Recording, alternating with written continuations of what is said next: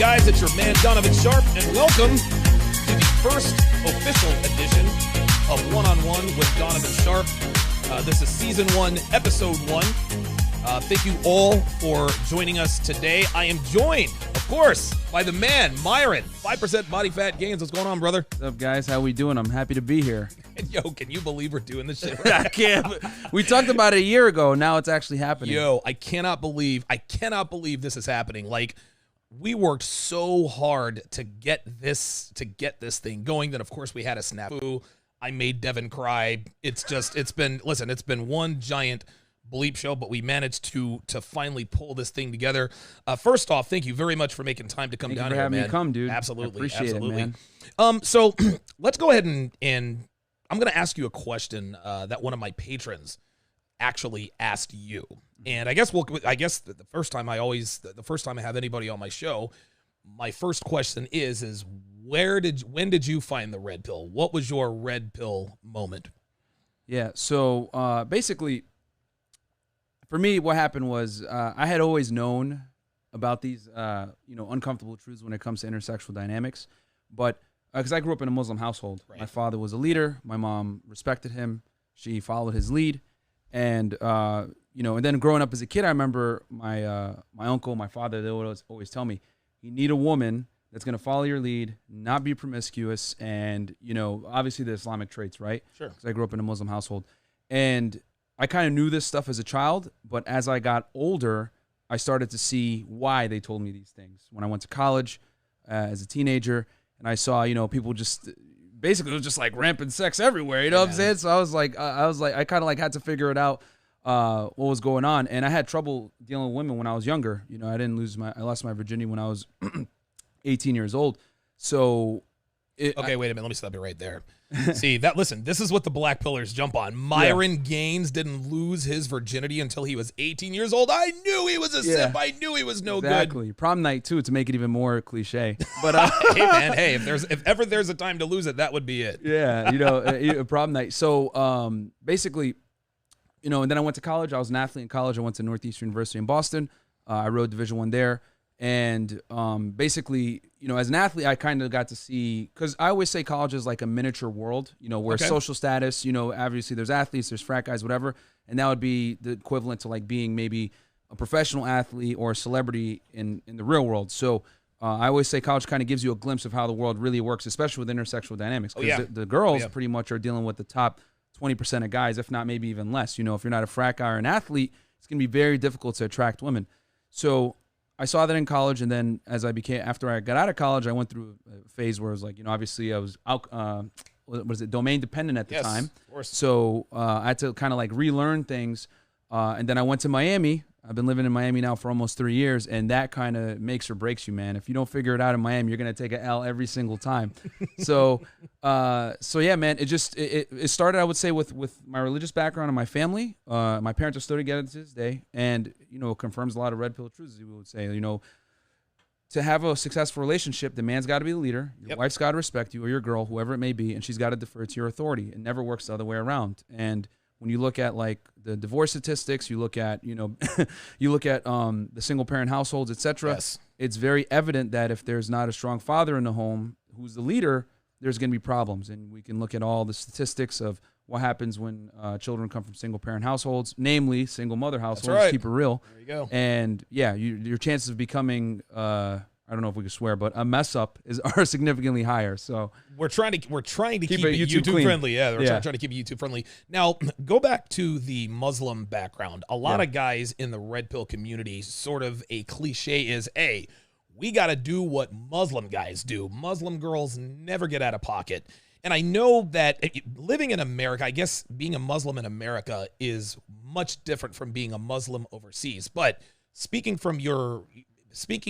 I guess from a Muslim standpoint, living in the United States, are Muslim girls in pocket? Are they out of pocket? Are they succumbing to the girl power movement ways? What's going on there? I mean, obviously it's the Islamic countries are getting more and more westernized. Abu American definitely, speaks about this all the time on his stuff. You guys should all check him out, Abu American on Twitter. But, No, what feminism and westernization is taking over. You know what I mean? It's slowly making its way even into the most grandfathered cultures. So it is what it is. I mean, things are changing. Obviously, I always say like the Islamic countries are about 30 to 40 years behind, but it is definitely coming. God, yes. So really, the best thing I would say is that you can't stop it. All you can do is be prepared for it and acclimate to the situation. And the way to acclimate to the situation is you got to keep your masculinity in check. You got to be prepared, to lead the relationship. And quite frankly, if you buy into the, this egalitarian type thing we got going on right now, you're going to take an L, especially with your relationships, because despite what feminism says, women want to be led by a strong masculine male. There's a reason why 50 Shades of Grey is like one of the most popular books among women, like the proof's in the pudding, the proof's in the pudding, and let's look at the character that's the main one in the book. It's Christian Grey, who's a tall, good looking, affluent, male, and he's dominant, he's very dominant, and women get turned on by that because it's an innate instinct for them to follow strong leadership of a male. So as long as guys can internalize that, and basically not adhere to the BS of equality and all this other stuff within the confinements of a relationship. I'm all for women entering the workplace, making their own money, etc. But when it comes to a romantic relationship, it never works when the woman's in a leadership position. It's always got to be the man, because I always say, if a woman leads, she'll lead you to the end of the relationship. So, Listen, I think, and what you just said is absolutely true. Donovan Sharpe, I am all for women in the workplace. I am all for women sleeping around. Listen, if you want to share your body with hundreds of men, by all means, baby girl, do you. Yep. If you're on a search for Christian Grey, please don't let me stop you. But understand that for every sequence, there is a consequence. Yes. You cannot have it both ways. Yes. On the other side of that coin, we as men, we can't have it both ways. We can't want to defer to a woman's authority, but then expect her to look at us as the leader. Yes. A lot of guys think, well, I want a woman to respect me as a man. But then you turn around and say, well, happy wife, happy life. My wife is the boss. It doesn't work that way. There is always a price to be paid. As far as women are concerned, you can go into the workforce. Just understand that the more material success that you achieve, the higher you climb that corporate ladder, the more you shrink your pool of potential suitors. By all means, go out, make your money, buy all the toys, do all the traveling, but at some point that bill is going to come due.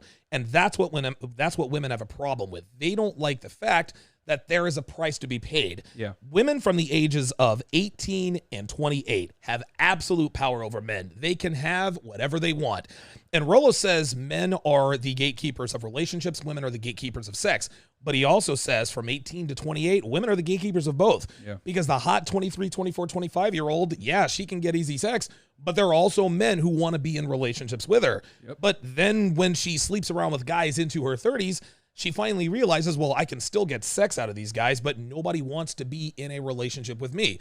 In your opinion, why do you think women aren't putting two and two together, even though there is evidence all around us all the time that this isn't the way it's supposed to be done? So this is interesting because I had this conversation with my sister about a year and a half ago, and she's in med school right now. And, I had to kind of sit her down and let her know, hey, obviously do your thing, become successful, make the money, everything like that. But you got to understand that there's going to be consequences to that. And what that means is you're going to, lock a guy down now while you're young and attractive, because when you get older and you make more money, you're not going to be able to do it, and the things that you find attractive in a guy aren't necessarily what men look for in women. And I'll make it even, let's add a little extra to it. The reality is this: guys that are super successful and make a lot of money, last thing they want to do is deal with another chick that makes a lot of money as well. You know what I mean? That's older. Right. They typically, guys bust their A at work so that they can make money to attract younger, more attractive women. That's a big reason why guys become successful, is to have access to more attractive women. Right. So, and unfortunately, older career women are not going to be able to compete with attractive 21, 22-year-olds. That's why you got Tommy Lahren crying on the internet saying, they're messing around with IG thoughts and bimbos, blah, blah, blah. Tatiana. But what she's slowly realizing is that she can no longer compete with these women for the same high-value men that they used to throw themselves at her 10 years prior, And that's just an uncomfortable reality that a lot of women have to understand. If you're going to become successful, your pool of candidates is going to dwindle with it. And your ability to, because women can't date down like men can. Nope. You know what I mean? So they just can't. So the reality is they just got to understand, I need to lock down a guy when I'm younger and understand there's consequences to my success, which means I'm going to have a shrinking pool of suitable candidates that want me. And Tommy Lauren, however you call it. Yeah. And by the way, shout out to Terrence Pop. He did a very, very nice, he did a very good Tommy Lauren video. He's going to be here in studio next week, so tune in next week at 3 o'clock. She's actually dating Jay Cutler. I'm told. Yes, Jay Cutler. The bodybuilder? No, oh God, Oh, no. The Jay. I was like thinking about like the bodybuilder. What? No, man. Jay Cutler used to play quarterback. He actually played 1 year in Miami. Oh, okay. Drafted by the Broncos. Yes. He has a look on his face. Like the way he looks like his mother just told him to go upstairs without dinner. Like that's what he looks like. One of the greatest arms I've ever seen. Anyway, so now she is dating, I guess, one of the worst NFL quarterbacks with some of the most talent. Yeah. And it's kind of ironic because Jay Cutler is so much more talented than, say, a Tom Brady. Tom Brady does not have a lot of talent. Yeah. He's slow. He has a weak arm, but he's laser focused. Jay Cutler came in with all of these physical tools. He could run. He could throw a ball through a brick wall. He just didn't have it upstairs. Well, Tommy Lauren was the same thing. Clearly, she looks great on the outside. She just didn't have the mentality to handle a relationship. Pimped Out Geese with the $5 super chat says, damn, one-on-one, let's go. I appreciate that $5 super chat. Thank you, brother. Odin with the $5 super chat says, congratulations on the debut, one-on-one, Donovan and Myron. Very good. Thank you. Chris B, $5 says, shout out to Donovan and my boy Myron. Couldn't miss this. This looks clean. You know what? I'm actually kind of hating because I actually lined up my hair 2 days ago. Myron got his hair lined up today, right? Yeah, I went to a barber today. See, that's the cheat code. I had to struggle to find one, but I got one. So Myron's hairline is just a little bit crispier than mine today. Chris Von Erich, shout out to him. $20 super chat says, studio looks great. Wishing you all the best, Donnie and Myron. You're a class act. Appreciate that. Thank you. Red Sings the Blues with the $5 super chat says, donation to you too. No amount of money, says BK Stand Ard 88 with the $5 super chat.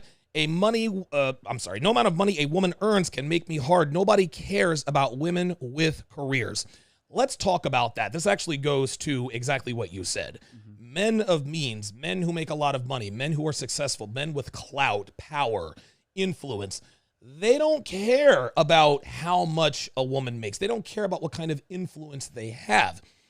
And that's the thing. Women do not understand that sexual attraction is not symmetrical. Sexual attraction is asymmetrical, meaning the things that turn us on are not the things that turn them on. Yeah. So why is it, and I know this is an obvious question, but I've heard you talk about this before, why do women not get it? Why do women think that we like what they like? Well, because let's keep it real. Telling women uncomfortable truths about themselves is kind of like shunned in society nowadays. Yeah. You know, if you tell a woman something along the lines of, hey, you should probably settle down before you get older because it's going to be tougher, they're going to think you're a misogynist. They're going to think you're a chauvinist. They're going to if you tell a woman any uncomfortable truths about the sexual marketplace that are negative towards her, you're immediately going to be, someone's going to try to shut you down. Hey, we're banning you. You're going to be demonetized, whatever it may be. And the thing is that women need to learn these things early on. And quite frankly, a lot of the time they don't learn it until they get older when they're no longer getting the same attention from men. Now, with that said, am I saying a woman that makes a lot of money is unattractive? No, absolutely not. But what I am saying is that it's not going to carry the same merit towards her attraction level as it would for a man that makes a lot of money. You know, like women look for security and provisioning. Men don't. Like we're told from a young age, hey, you better go to school, become successful, etc. Because if you don't, you're going to become a failure in life. So men understand that there's a burden of performance from the day we're born. Right. Women, if women perform, that's awesome. But unfortunately, it's not what they're measured on from a sexual standpoint. So yeah. Let me ask you this: you're a young guy. You just turned 30. Yeah. I'm going to give you two women. We've got Ashley and Brianna. Okay. Yep. Ashley, good-looking girl, 9 out of 10. Mm-hmm. Right. She's hot. She has a career. She makes $250,000 a year. She likes you a lot. She treats you well. She pays for everything. She wants to be in a relationship with you. Okay. Mm-hmm. Ashley's 32 years old, but she's hot. Okay. Then you have Brianna. Brianna's 23, but she works at Chick-fil-A, right? Yep. Now, Brianna's a little bit bitchy, right? Because she is a little bit younger. She's got men throwing themselves at her, but she's only an 8, right? And I know that I know this is really, really close, but in your opinion, which one of these, now, of course, we know the right answer to this question. Which one? The answer is yes. You plow them both, and then you sort of let them exactly. Rest. But gun to your head, if you had to be in a relationship with either one or the other, which one would be the better prospect for someone like you? Well, I mean, I hate to say it, and some people might not like to hear this, but I would go with the younger girl. Okay. And the reason why is because in today's climate of relationships, as a man, you're going to have to basically train your girlfriend or your counterpart to basically be on your program. And what I mean by that is that she's got to be submissive and follow your lead. Younger women are going to be a little more impressionable for that. You know what I mean? And on top of that, if I want to have children, from a biological standpoint, she's going to be a better partner. You know, we all know it's scientifically proven. Once a woman passes the age of 30, every year after, the ability to carry a child to term becomes diminished. You know what I mean? So, so from a standpoint of me wanting to have children, have a good relationship with a younger woman that will be more likely to follow my lead, you got to go with the younger girl. Now, is that to say that the successful one that pays for dinner every now and then and makes $250,000 a year is a bad catch? No, she's probably an excellent catch. But at the end of the day, you know, women that are in their 30s, right? Because I've dated a few of them. Typically, they just have bad habits. Yes. Like a lot of them have bad habits, and it's honestly conducive to why they're single in the first place. Okay. And quite frankly, it's very difficult to train those bad habits out of them. They're not going to want to change. And then you have a girl that especially makes a lot of money, thinks, oh, I'm successful. I don't need no man, whatever it may be. You don't really want to deal with a woman like that, because you're going to be arguing and fighting with her more than you are, you know, having an actual relationship, because she's going to constantly challenge your frame. Yes. Especially is like, you know what I mean? Especially very successful women, they think that they can compete with you, which that's cool if you want that kind of relationship, but most guys don't, and it's going to get annoying after a while. So yeah, I would deal with the younger girl. Okay. To be honest. Now, Devin, let me get you into this conversation, because I met you when you were 32. You are an older woman, quote unquote. When I met you, you made great money. You and I went to Hawaii, and you paid the entire trip. Like, it was, I remember you said, hey, you want to go to Hawaii? I said, if you're paying, I'm playing. And 2 hours later, you called me up and said, okay, we're taking this flight. We're staying here. That to me was fantastic. Talk to the younger girls out there, Devin, girls that are 22, 23, 24 years old. Talk to them about how hard it is to break bad habits when you run up on a guy who actually knows what he wants. Wow. It's extremely difficult. You need to let go of everything you thought was right and understand that a lot of it was wrong.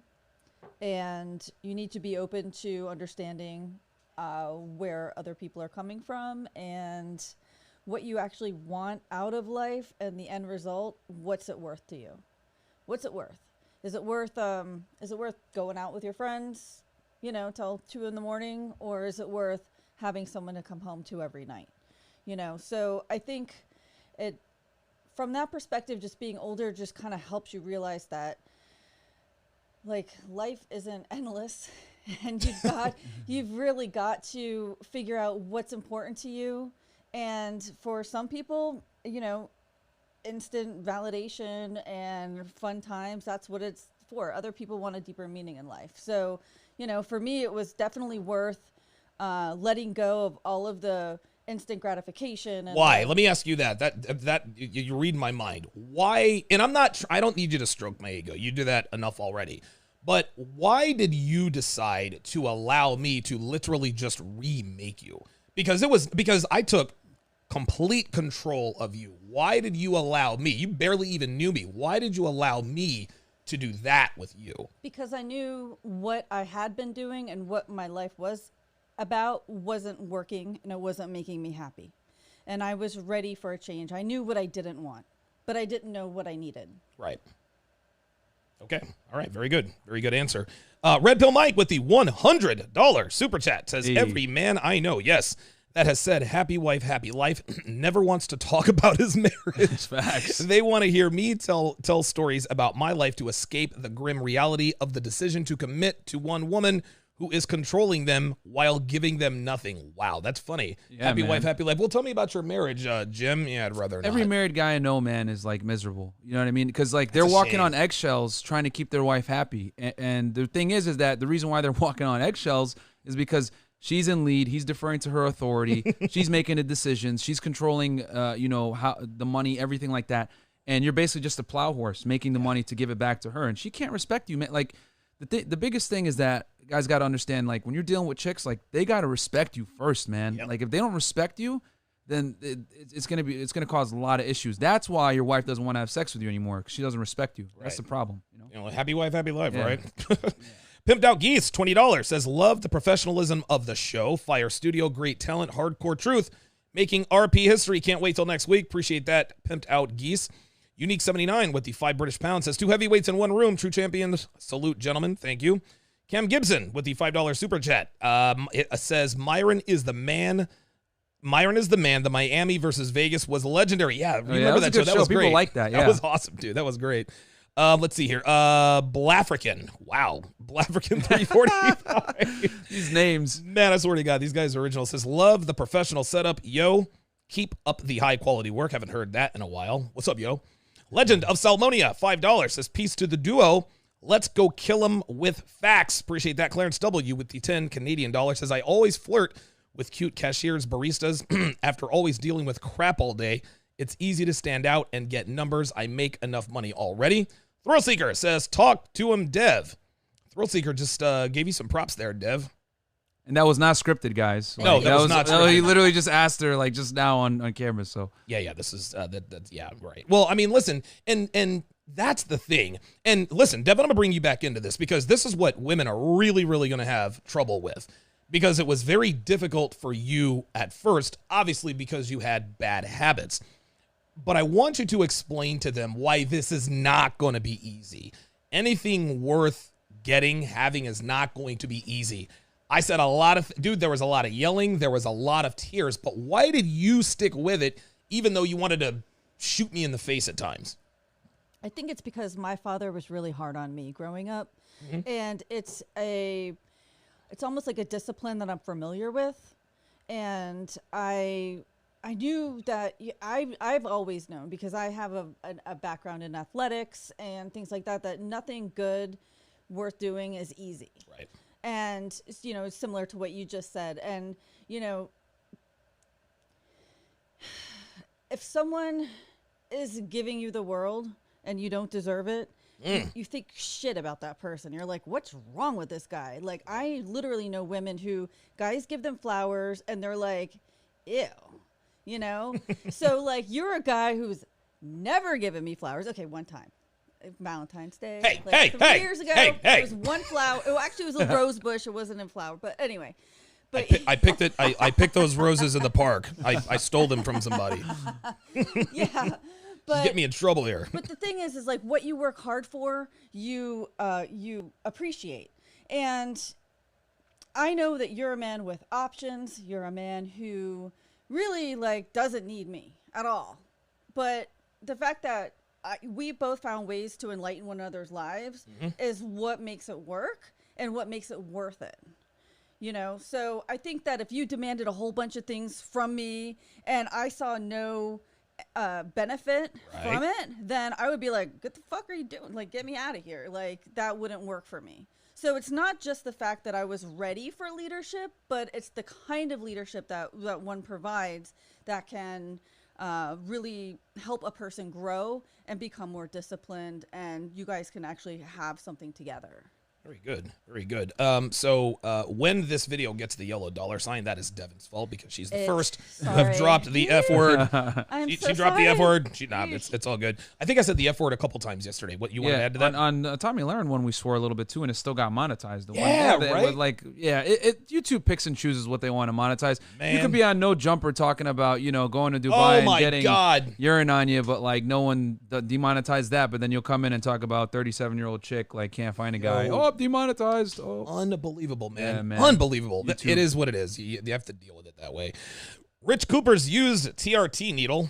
says with the $2 super chat, says these two are legends. These guys with the names. I'm telling you, man, that was crazy. He said he made a foot comment yesterday. He said something about like a foot fetish or something. I was like, whoa, wait a minute. Appreciate the $5, but I don't really go down that like that.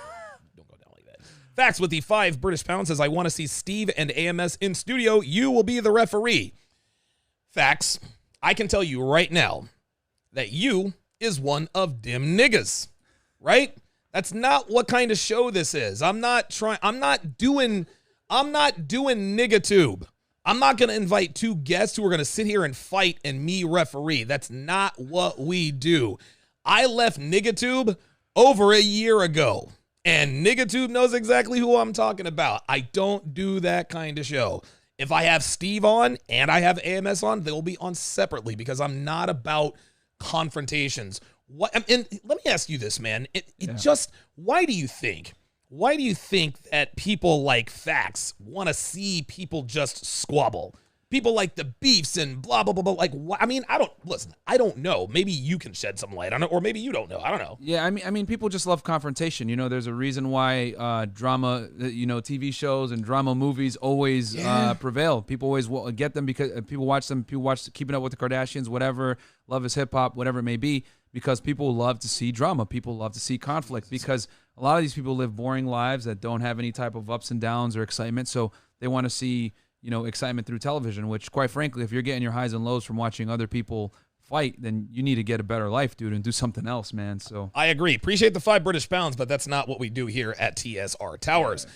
Then see, $5 says, loving this one-on-one in-person format. Keep it up, guys. Great debut. Thank you very, very much for that. We've actually got a few questions to answer. Sure. We had some questions. We have some questions that people called in. I'm going to have Devin queue those up here in just a little bit. But for now, I am going to go into... Give me a second. I know. Oh, there we are. I'm going to ask a few of these questions from my patrons. So now, Myron, before we start the questions, how did you get into fitness?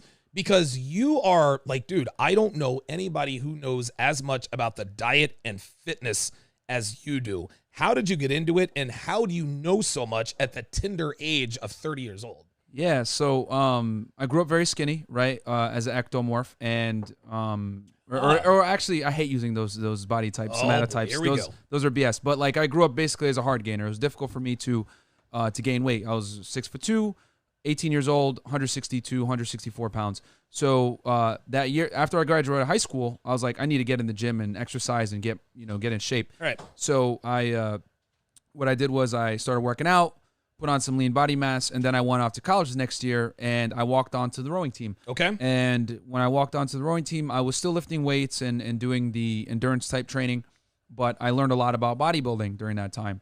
And I just consumed a bunch of content on bodybuilding. I consumed the BS, the real stuff, whatever it may be. And what I found was that, you need to apply an evidence-based lens to your fitness. So I basically apply kind of like a red pill to fitness, where I look at the studies, I look at what works, what doesn't, I look at the latest research, and, I basically condense it and then dispense it out to the people in a way that's digestible. So they're not like, what? Like double-blind study? Blah, blah, blah. So it's just like, kind of make it more common sense based. So I've been lifting now since I was 18 years old. I'm 30 now, and just a lot of trial and error as well, like looking at what works and what doesn't. I've tried a bunch of different things, and quite frankly, the studies are the best way to always go. So now, you said the word ectomorph. You said you like to stay away from ectomorph, mesomorph, endomorph. Why? So those are some the body somatotypes. Basically, there was a couple studies that have disproven these, but basically they say, if you're implying that someone's an ectomorph or a mesomorph or an endomorph, whatever it may be, that assumes that they need to change their training and or diet based on a body type. When in reality, if you're training correctly, that's pretty much universal, getting enough volume in, whatever. That's going to be more based on your experience level versus a body type. And then when it comes to caloric intake, because people will say, if I look at a salad, I'm going to gain weight.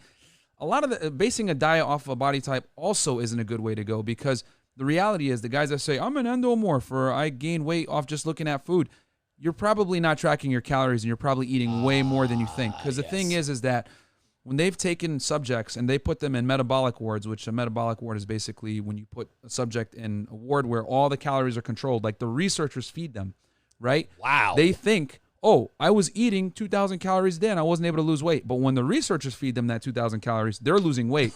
So that tells you right there that most people underestimate their calorie intake grossly. And the thing is that, you know, a nibble here, a sip of soda here, a bite here, a piece of cake there, whatever, that all adds up cumulatively, day to day, week to week, month to month. And we know that if you're in a caloric surplus, you're going to gain weight. So the problem 9 out of 10 times is that people don't track their calories properly and they overeat. If you eat too many calories, you're going to gain weight. So to use a body type to say, oh, I need to diet this way because of my body type. No, dude, you're just probably overeating calories 99% of the time. And they've done studies too where most people undershoot their calorie intake by about 30%. Jesus. So, wow, that's a large gap. Exactly. Man. And then let's say it's 500 calories, right? 500 calories Monday, Tuesday, Wednesday, Thursday, Friday. Oh, Jesus. You know? That's 3,500. That's 3,500 extra calories. Yeah, you know, wow. and then you compound that over a month, you know, over a couple of months. It's no wonder most Americans are obese right now. So it doesn't come down to body types. It comes down to just a gross underestimation of how much they're actually consuming per day. Because any type of train, like if you train correctly, your body type isn't really going to matter because volume is the dictator of muscle growth. So that's based on more of an experience level. Like, so a beginner will get by on like 10 sets per week, whereas like a more advanced guy can get by on like 15 to 20 sets per week. So so to use body somatotypes to dictate how you train or diet is a fallacy. It's not a good way to do it. Okay, good stuff. Ruben G, one of my patrons, says, hey, Donovan, thank you for reading this content. My question to you and Myron is, how do you game women in a city that's predominantly left-wing and feminist? I live in the Bay Area, and I often date these women who label themselves feminists, and their ideas tend to be far left. I mean, they idolize AOC, Hillary Clinton, Elizabeth Warren, etc., etc. So you live in so I don't know that Miami is as bad as the Bay Area in terms of the left-wing, you know, girl power movement activism, or is it?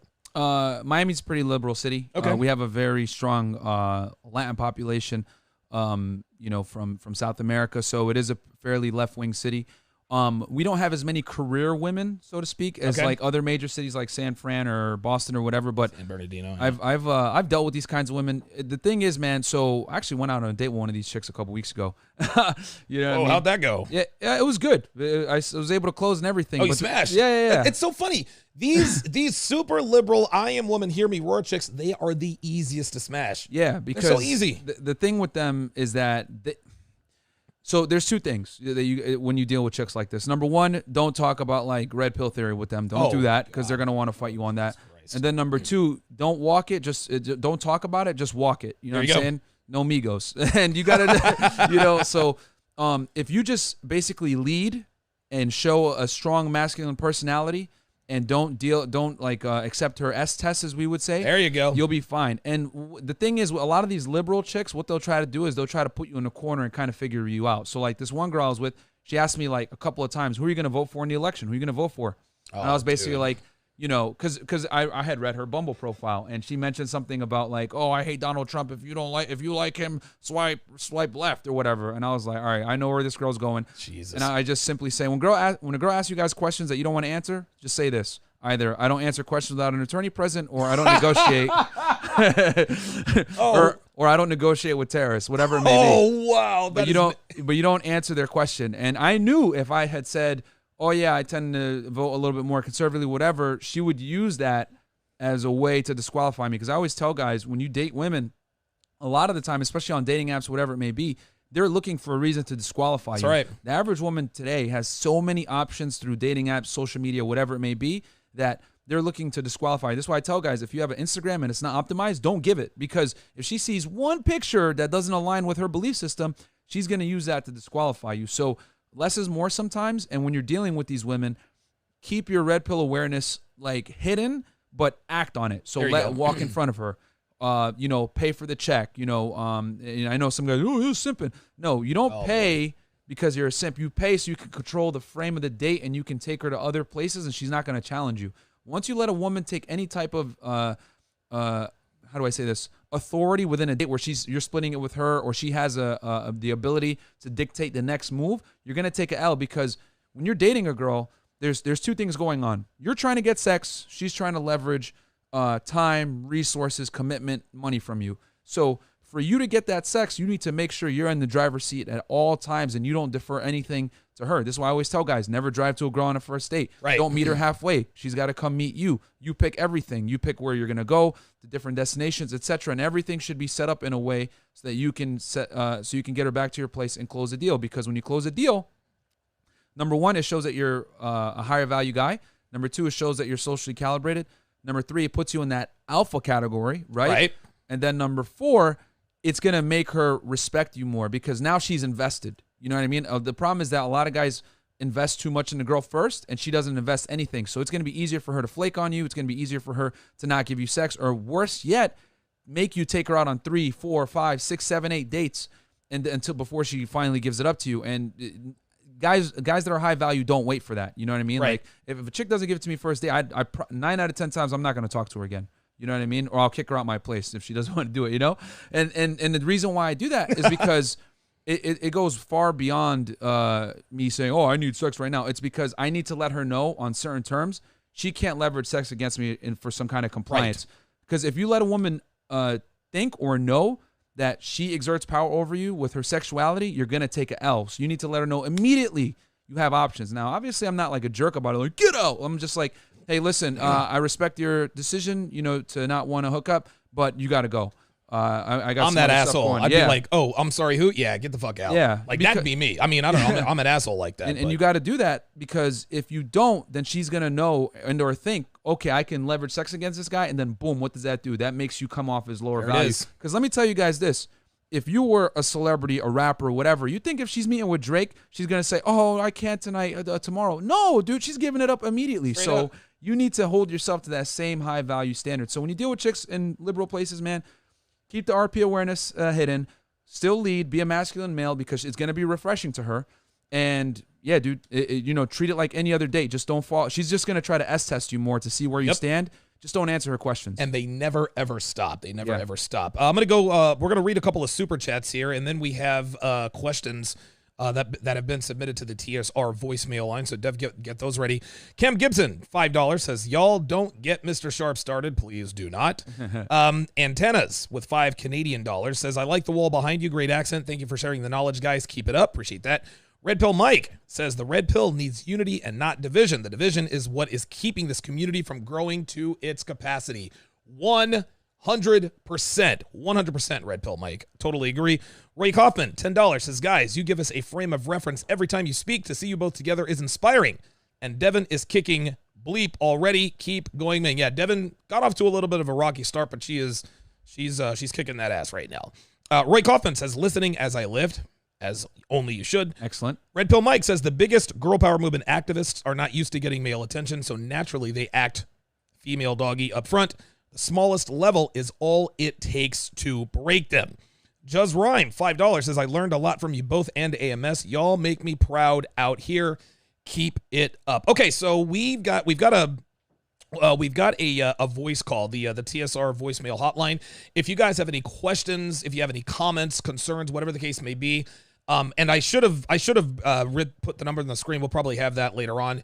The number is 702-919-7197. That's 702-919-7197. Let's listen to it in the chat. Okay, very good. Yeah, Dev's going to put it in the chat, and let's take the first question now. Hello, this is Curtis Bender from Ellensburg, Washington. I'm calling regarding a question for my fitness. I've recently gotten into fasted cardio, and I'm wondering if it's worth all the hype or if it will destroy any new muscle I'm making any kind of gains in. I'm taking a pre- and post-workout supplement as well, before and after. Is this all just hocus pocus, or is there something to it?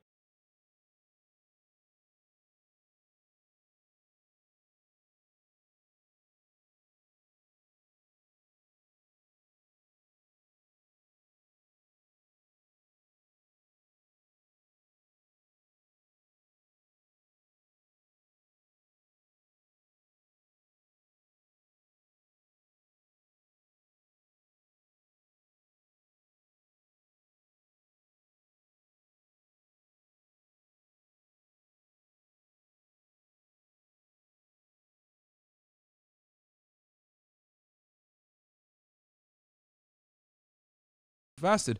But the reality is, if you're if you don't have carbohydrates in your system, your body's going to use the stored body fats first. But that doesn't negate the fact that overall calories is still the major factor whether you gain weight or not. So if you control calories, and they did a study on this, I think back in 2015, if I'm not mistaken, Brad Schoenfeld, they took 2 groups of women. One did fasted cardio, the other one did cardio at night. Hey, hang on one second, Myron. Okay, let's go ahead and play the question again, Dev, because they couldn't hear the question. That's fine. Little snafu. We'll go back to it and. I could hear the question. I muted the mics for the question, so it didn't echo, and I forgot to unmute it. Oh, okay. So they couldn't hear the first part of. Okay. So let's no problem. You want me to repeat the question? So they could hear the question, but they just couldn't hear Myron yet. Yeah, sorry guys. Okay, no problem. So cool. yeah, okay. So I guess to sort of run it back to give people what they missed. Fasted cardio. You talked about the origination of fasted cardio. Is just like Curtis in Washington asked, does it work? Is it hocus pocus, or is it a cheat code? Like, what exactly is it? It's hocus pocus, and the thing is that fasted cardio came from a study back in the 70s where they took people and they had them exercise with no food in their system, and they burned more stored body fat. However, this doesn't override the fact that controlling calories is the ultimate determinant of whether you're going to gain or lose body fat. So, and they did a study actually recently, I think it was 2015, Brad Schoenfeld, and what they did was they took 2 groups of women, and they had one group do fasted cardio, another group do regular fed cardio, but they controlled calories and protein between the 2 groups. And what they found was pretty much fat loss was equal in both groups. Despite one group burning more stored body fat from the morning cardio. So what it comes down to is, regardless of when you do your cardio, calories still got to be controlled. And what I always say is do cardio when it's best for you to adhere. So if you if you want to lose weight and you're doing cardio to supplement your weight loss, we know obviously weight training needs to be the cornerstone of your training. And then you could add cardio once you start hitting sticking points.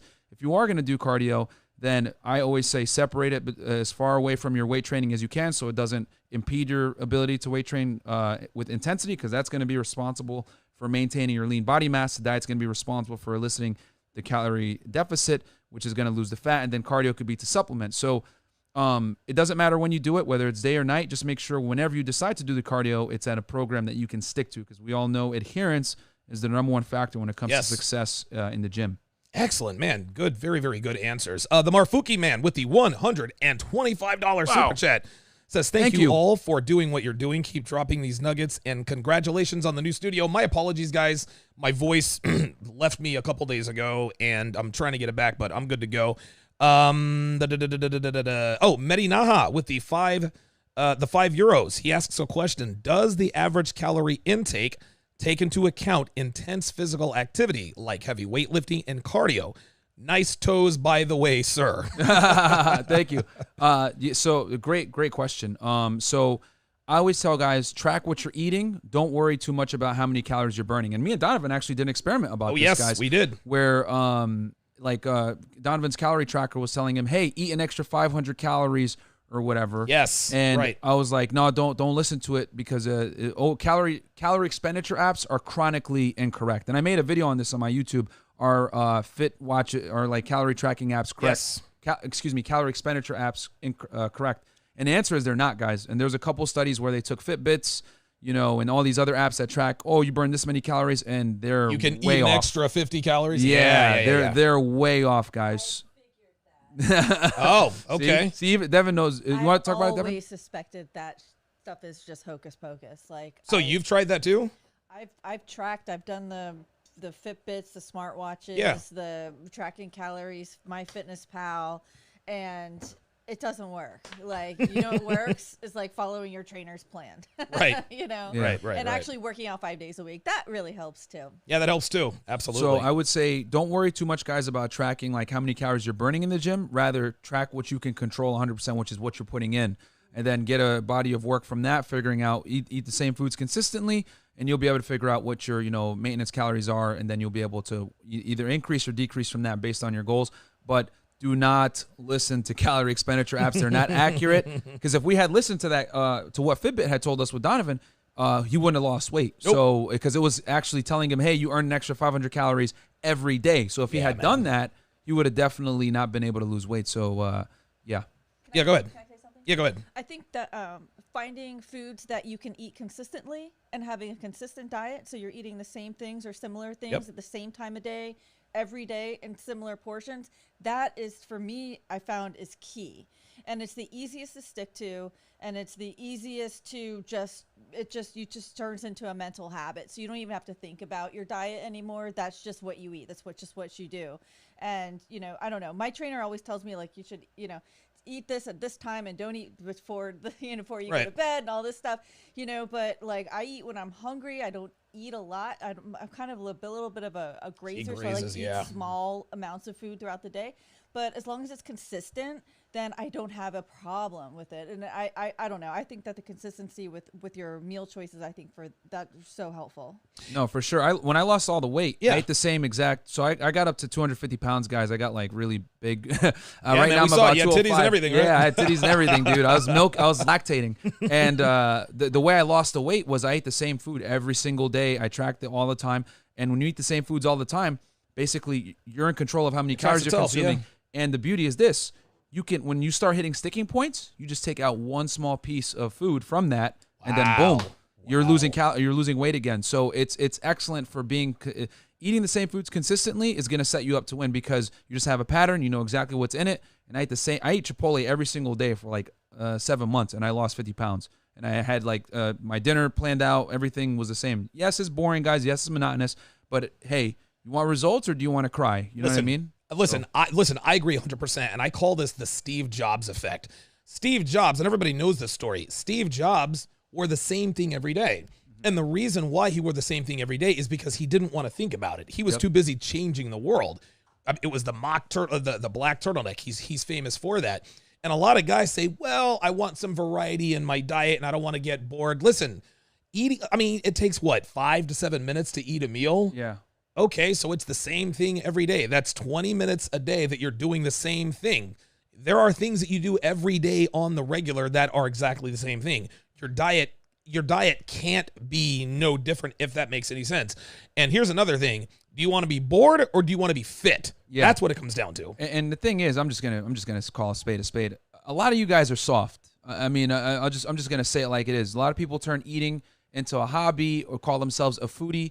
Everyone I know that calls himself a foodie, excuse my language, is a pussy. So they're soft. Like, oh, I'm gonna I'm a foodie. I'm gonna go and eat this, and it's like a hobby for me to go eat. Like that's if you need instant gratification that much through the food that you eat, then you're not built for this, man. Like, yes, you're gonna have to eat food that doesn't taste good all the time. Yes, you're gonna have to choke down vegetables. Yes, you're gonna have to eat foods that aren't the best tasting. But you got to look at food from an objective standpoint. This is fuel so that I can train, so that I can do well, so I can look better, feel better.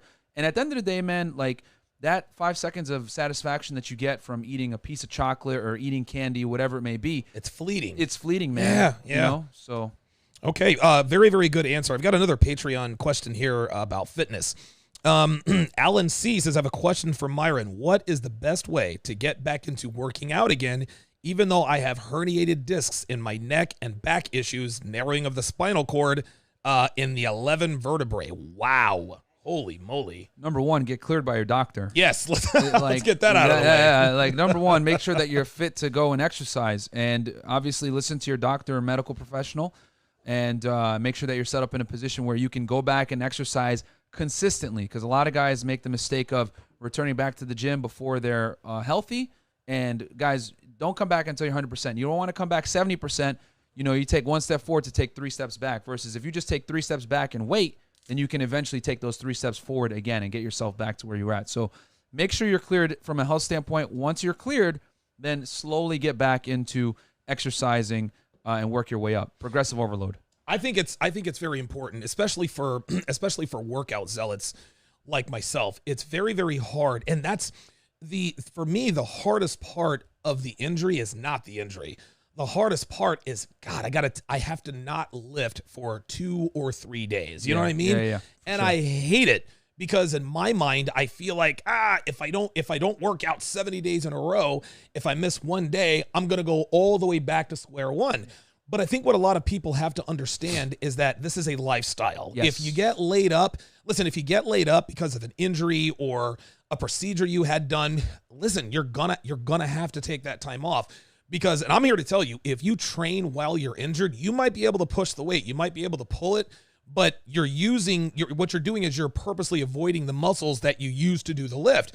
And you actually overcompensate. So then you start putting strain on other muscles, and then you re-injure yourself there. What are the dangers of re-injuring? And if somebody has herniated discs and things like that, aside from getting cleared from his doctor, what kind of, physical therapy? That's a tough draw. Yeah, man. You always want to put yourself in a position where you can come back healthy, so that you can actually, when you train, when you go back to training, there's no stops. You know what I mean? Like you're able to because we all know consistency plus time equals results when it comes to fitness. So you can't afford to have more setbacks. So get cleared, go to your doctor. Once you do that, start doing physical therapy with a physical therapist, whether you got some mobility issues, whatever it may be, deep tissue massage, whatever it is, then slowly get yourself back in the gym and exercising. But don't go back in prematurely to hurt yourself and set yourself up for an even longer period of time where you're going to be on the sidelines. Very good. Atlas Shrugging, $5, says, with the beer mug making it difficult, the beer bug making it difficult to get into gyms. Oh, Jesus Christ. This is all new for me. I'm used to having everything under control, but I'm good to go now. With the beer bug making it difficult to get into gyms right now, what are your thoughts on calisthenics to make up for limited weight training? We've had this question before. Yeah, calisthenics is an excellent way to exercise. There's a bunch of studies too that I posted on my Instagram about how, as long as you use over 40% of your 1 rep max, doing calisthenics, you're pretty much gonna preserve any lean body mass that you have. Okay. So calisthenics is an excellent way to compensate when you don't have access to, traditional weights. It'll help you maintain. Now, obviously, when the gyms open back up, get back in there, but calisthenics are definitely a good way to build and or preserve what you got. Perfect. I remember, and I think it was somebody else. I had a fitness guy. I think it might have been Drew Bay. He is against calisthenics, but Drew Bay is a thick individual, right? Yeah. He's an ectomorph, or a mesomorph. I'll keep it 100. He don't know what he's talking about, bro. He tried to say something on Twitter, and I posted the study like, no, you're incorrect, and then he blocked me. So he don't know what he's talking about, bro. That guy sucks, because I have you both in the masculine excellence lifestyle kit, so I might just bring him. Listen, I might just do Nigatube and bring him in and just do it like that. The Marfuki man with a $20 super chat. Here's a very good question. He says, would you consider being a solo cabinet installer a job that burns calories enough to replace going to the gym? Labor-intensive jobs, do those replace going to the gym? No, they don't, man. Okay. Because, so this kind of goes back to that's kind of like, can I just do cardio and get in shape? Right. And the reality is, guys, the only way you're truly going to change your body composition and look better is you're going to have to resistance train. You're going to have to lift weights. Now, if you work a job where basically your what we call NEAT, non-exercise activity thermogenesis is high, right? Like, a roof or a landscape or whatever. Yeah, you're going to burn calories because your job is intensive, but that's not necessarily going to create a stimuli for you to put on lean body mass, and that's what's actually going to change your body, have you looking better, have the shirts fitting correctly, etc. So you're going to have to resistance train.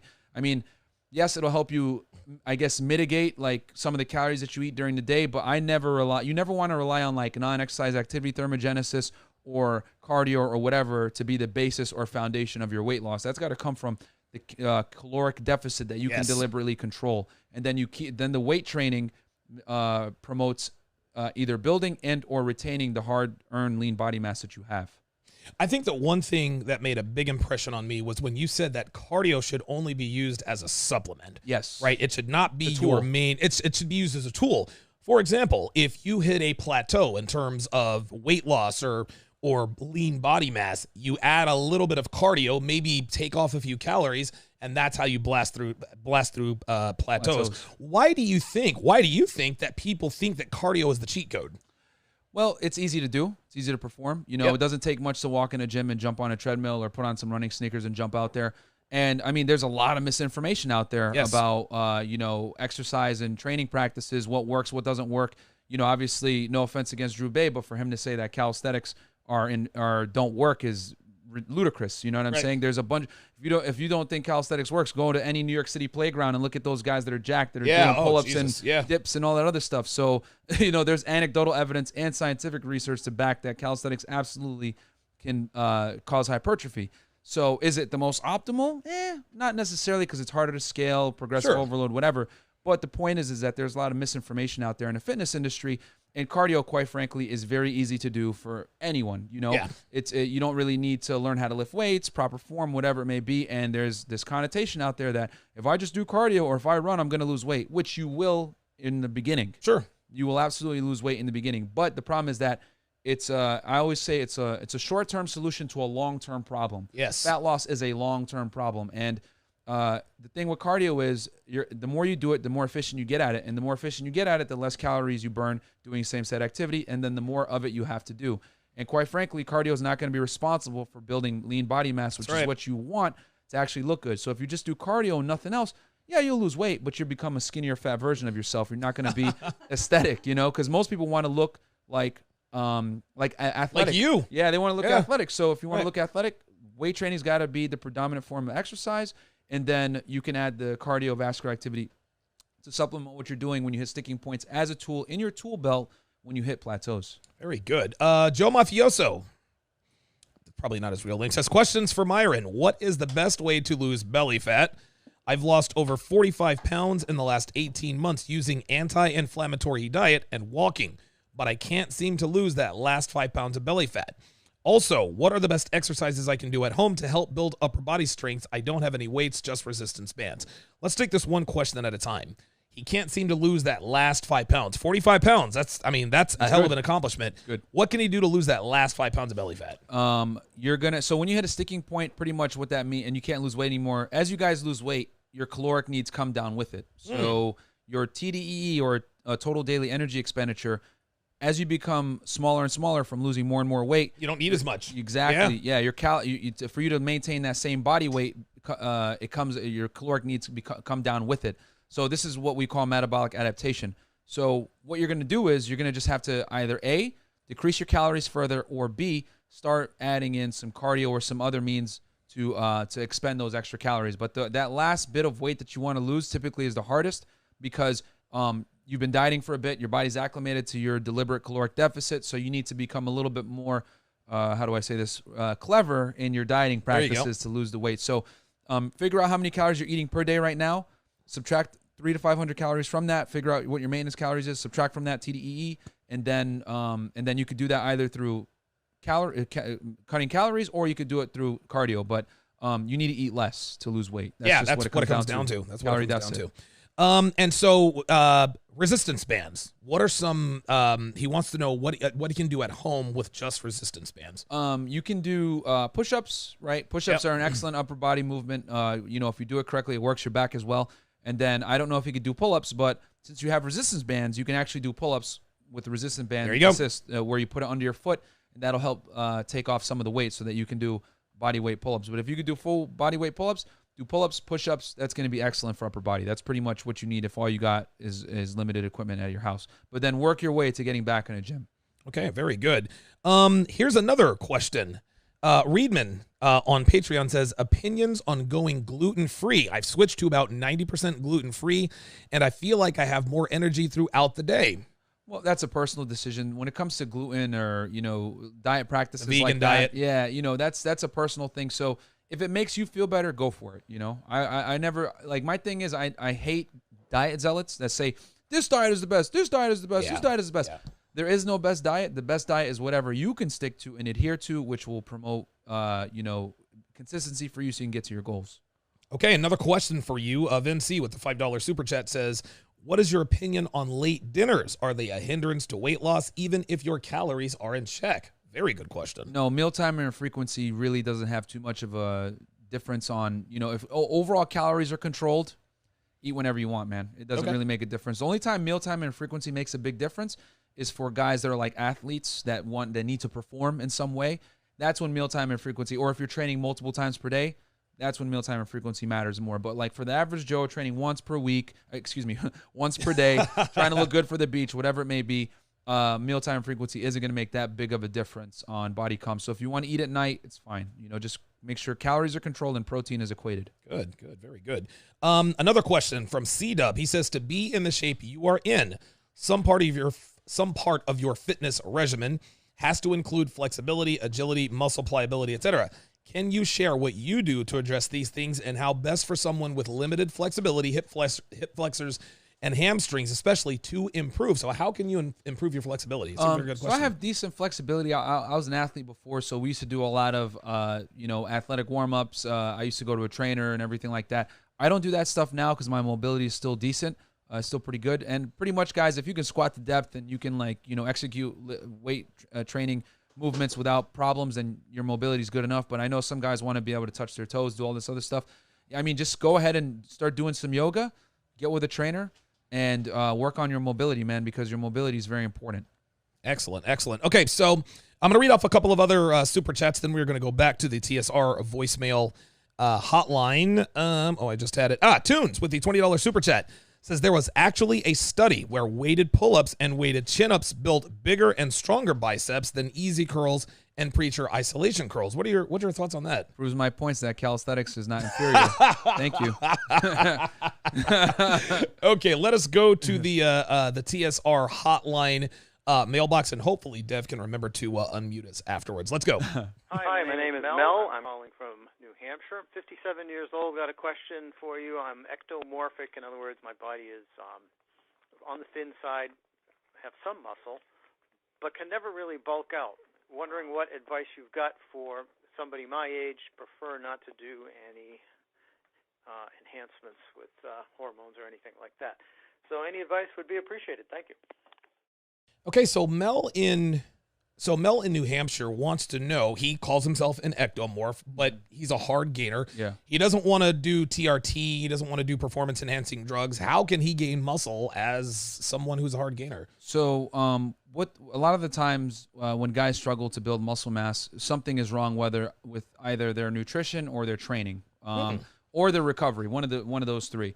So I'll just give some basics because I don't really know what his experience level is or anything like that. Okay. Or you can hit me up on the side, dude. I'd be happy to help you. But the point is, for beginners, somewhere between 10 to 12 working sets per muscle group is pretty good, right? You'll be able to build some muscle with that. But you got to take it to the appropriate intensity. You know, you got to be pushing yourself pretty close to failure.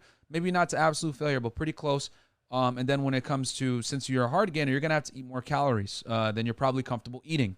One of the chronic mistakes that guys make that have a trouble gaining muscle mass is that they don't eat enough. And what I mean by they don't eat enough, they're eating maybe 1,000, 2,000 calories. Guys, you guys got to remember that muscles grow on calories. So you're probably going to have to eat an amount that you're not comfortable with eating. And then you're probably going to also have to consume an amount of protein that you're not comfortable consuming. Every skinny guy that I deal with, when I look at their calories of what they take in before they work with me, they're chronically under eating protein. They're eating like 50 grams a day, which is nothing. They're eating 1,500 calories a day, 2,000 calories a day. You need to eat more. Oh, yeah. And then you have to absolutely maximize recovery because you don't grow in the gym, you grow out of the gym. So the way to grow out of the gym is by sleeping 8 to 10 hours a night, making sure you're eating a micronutrient-dense diet with your fruits and vegetables, sweet potatoes, your lean meats, etc. And that's going to promote an anabolic environment so that you can actually, forge some hypertrophy. Good. Very good answer. What caught my attention was you don't grow in the gym, you grow out of the gym. Yeah. And I think, you can correct me if I'm wrong, what you're saying is that obviously when you work out in the gym, you're tearing down your body. But when you're outside of the gym, you're repairing your muscles and the scar tissue makes the muscles bigger. Is that right? Absolutely. Okay. The gym is merely the stimuli. And if you guys want to look at it from an example would be like when you go to the gym, you're heating up the clay. Right? But the nutrition and the sleep and the the recovery, that's what molds the clay. Wow, I've never heard it put that way. That's how it is, before. yeah. Wow. That's what the gym is. It heats up the clay so it's amenable to change. Myron Aristotle Gaines, bringing the philosophy to the fitness conversation. Some guy on Patreon says, Myron, I am 47 and a big time CrossFitter. I do compete in the Sorry to hear that, man. Okay. Now, before I get to this, now CrossFit is very polarizing. Half the people it's a religion. I'll never do anything again. It's right. But then there's people on the other side that's like, dude, you guys are effing crazy. What is it about CrossFit, I guess, that rubs you the wrong way? Or why is it that you are against CrossFit? I don't hate CrossFit. I'm not I'm for anything that gets people out there exercising. Okay. You know what I mean? There you go. But what I will say is that anyone that says, oh, CrossFit is optimal for building muscle or building an aesthetic physique, they're flat out lying. Because quite frankly, CrossFit is more endurance-based, circuit-based training where you're doing athletic lifts, Olympic lifts, whatever it may be. it's not. There's not enough time under tension, and you're not training. It's not optimal for hypertrophy, quite frankly. Wow. It's just not, because here's the other thing too with CrossFit. The workouts change every time. The WODs, the workout of the day, changes every time. So how are you going to be able to scale that and progress and get better? Because we all know that for hypertrophy to take place, progressive overload is very important, getting better over time. Well, how are you going to progressively overload if the control, aka the workouts, are not the same? You know what I mean? Yeah, that makes sense. So with that said, that's one reason why it's not most optimal for hypertrophy. And then on top of that, you're doing Olympic lifts, which are designed to be done in the 1 to 3 rep range with, extreme dexterity and skill. These lifts aren't necessarily most conducive to hypertrophy. There's a reason why bodybuilders never do clean and snatches or hand cleans or whatever, because they understand that there's a low ROI on building muscle. On top of that, it's a high chance or high likelihood of injury. Injuries, so, yes. I don't have a problem with CrossFit from like a personal sense if someone wants to do it to exercise, but to say that, CrossFit is like optimal for hypertrophy is asinine. So it's like, okay. Yeah. Well, some guy asks, I do compete in the Too Old to Beat the Young Guys class in the CrossFit Games. In the last 2 months, I am having shoulder pain, and it appears to be from a lack of flexibility across my chest. What do you recommend to increase my range of motion for chest for overhead work? He's got to go see a physical therapist. And this is why I always say, like, when you're exercising, man, you guys want to always try to mitigate injury, man. Like you always want to train in a way where you're going to protect yourself. That's one thing I have an issue with CrossFit, because you're doing, think of it, right? Basically, I call CrossFit scoliosis for time, because you know what I'm saying? Because basically, you're doing complex lifts that are very prone to injury for high repetitions with, sub-maximal loads in a competitive environment where you're going against other people. That's a recipe for disaster and injury. Yeah. So, yeah, man, it's just not conducive. And here's the other thing too. A lot of people will say, "Oh, CrossFit will get you ripped," or whatever it may be. You guys got to understand, Rich Froning, these like top CrossFit guys, they were elite athletes before CrossFit. There you go. They looked like that way before CrossFit. So they don't look like that because of CrossFit. They look like that prior to. So, because there's this illusion that Reebok was trying to sell people before when they had CrossFit, that CrossFit is going to make you look really really good looking or whatever it may be. Right. Like it's going to promote hypertrophy. You're going to look great, whatever. Not really, man. It's not the most optimal way to change your body composition. As if anything, it's actually pretty detrimental, because, Weekend Warrior Joe is going to show up at the CrossFit gym and, teaching preschoolers by day and then trying to CrossFit at night. Dude, you're going to hurt yourself, man. These guys are former professional athletes, high-level athletes. They know how to complete these lifts. They know how to recover properly, etc. Like, you're not them. That's the thing that I've heard about CrossFit, is that to be good at it, you have to have been almost a professional or semi-professional athlete in your past. And number 2, the extremely high rate of injury. Yeah. Why are injuries so prevalent in CrossFit? Well, I mean, it just goes back to it's a recipe for disaster. You're doing complex Olympic lifts that are designed to be done for 1 to 3 reps, 4 time with sub-maximal loads in a competition environment where form is easily going to break down, you know? So, I mean, there's a reason why we got Russians over there right now training for 4 years, to go to the Olympics and do a hand clean for for 1 rep. It's because it's a very complex lift that requires skill, dexterity, patience, and a lot of training. When you're doing these lifts for reps against time, oh, man, it's a disaster. You're gonna fucking tear That's why I say yourself scoliosis for time, man. Atlas Shrugging on YouTube says, the first rule of CrossFit, you must tell everyone about CrossFit. That's funny. And then you got to tell them you're, paleo and all that other stuff too. Oh, Jesus Christ, yes. King Life says, first question they ask in CrossFit, do you have medical insurance? Yeah, like, why do I have to sign this waiver to be... Anyway. Got another fitness question here on Patreon. Armada in the NYC says, how do I speed up recovery? I injured my pectoral muscle. It's healed a little bit, but it still hurts even after a massage. Is there a way to speed up recovery of an injured muscle?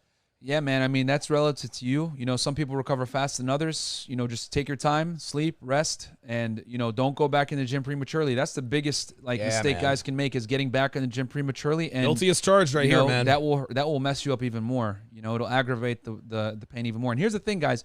If you've been out the gym for a bit, but you've been consistent with your training and everything like that, you'll gain that muscle back quickly, very fast. Right. So don't hurt yourself to get back in there sooner.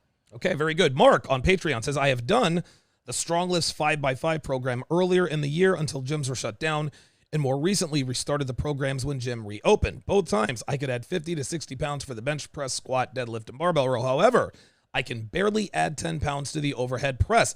This is the exercise I struggle with the most. I am a skinny fat guy working with a sedentary tech job. Could this be due to posture? Another thing is my wrists have always been really skinny that I have visible bony bumps on them. Is this due to genetics? I want to believe that over time it will simply work itself out, but that would be some voodoo feminine energy. I can actually start the answer to this one. I have very bony, skinny wrists myself. Too. We both do. We both do. And if you guys have seen my before and after pictures, I mean, you're not looking at my wrist, you're looking at my midsection. The reason, and what you have to understand, Mark, is that as far as Stronglifts 5x5 goes, the overhead press that's my favorite of the list because it's the most challenging. Yeah. And the reason why most people struggle with the overhead press, or it's hard to add that weight, is because you're using smaller muscles. The bench press, you're using your back, your biceps, your pecs. The deadlift, you're using it all. The barbell row, you're using your quad. I mean, you're using everything. But the standing overhead press, you're really just using your some of your lats or delts, and of course your traps.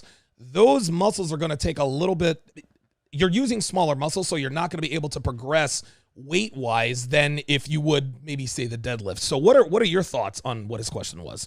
So with the overhead press, man, so I would say this. You actually want to engage the entire body doing this movement. Okay. And one of the best ways to do so, a great tip that I give to guys that are having trouble with the overhead press, is you need to squeeze your glutes when you're doing the movement. What that's going to do is it's going to create a nice stiff environment for the power to translate from your feet through the body into the bar, and then it's going to help you put elevate that bar up in a straight bar path. The other thing too is you want to keep the bar tight to your body, so you should be like this, and then you move your head out the way, and then you should press right through, and that's gonna promote where you're in your strongest because the bar is nice and close to you. So I would have to see your technique, man. So just hit me up on Instagram or on my website, whatever it may be, and I can definitely check out your form. But a lot of times when guys hit sticking points with the OHP, it's because they're not squeezing their glutes, they're not getting their core engaged, they're not bringing their lats forward, making their entire body tight.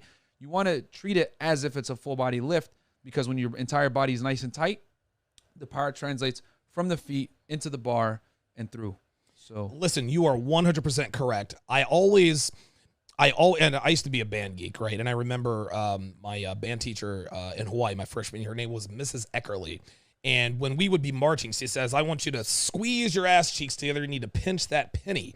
When you, and what you have to do, especially with the overhead press, you have to engage your core, tighten your core, squeeze that butt, dude, turn coal into diamonds, and then perform the lift. Because when everything is stabilized, it allows you to press it, not easier, but it allows you to do it with proper form. The most important part about the overhead press, you have to make sure everything is tight and stable and then perform the lift. Exactly. Because think about with the deadlift, before you pull that weight, dude, I make sure my ear and everything is engaged, because if you don't, you can really hurt yourself. Yeah, absolutely. Yeah, man. Yeah, you need basically to get the most power into the bar, your body needs to work as a unit. And the way to make your body work as a unit is you need to tighten all the muscles, brace the cores if someone was punching you, squeeze the glutes, get engaged, and then boom, rip that bar off the floor or push that bar up into the sky. We've got a guest in the chat.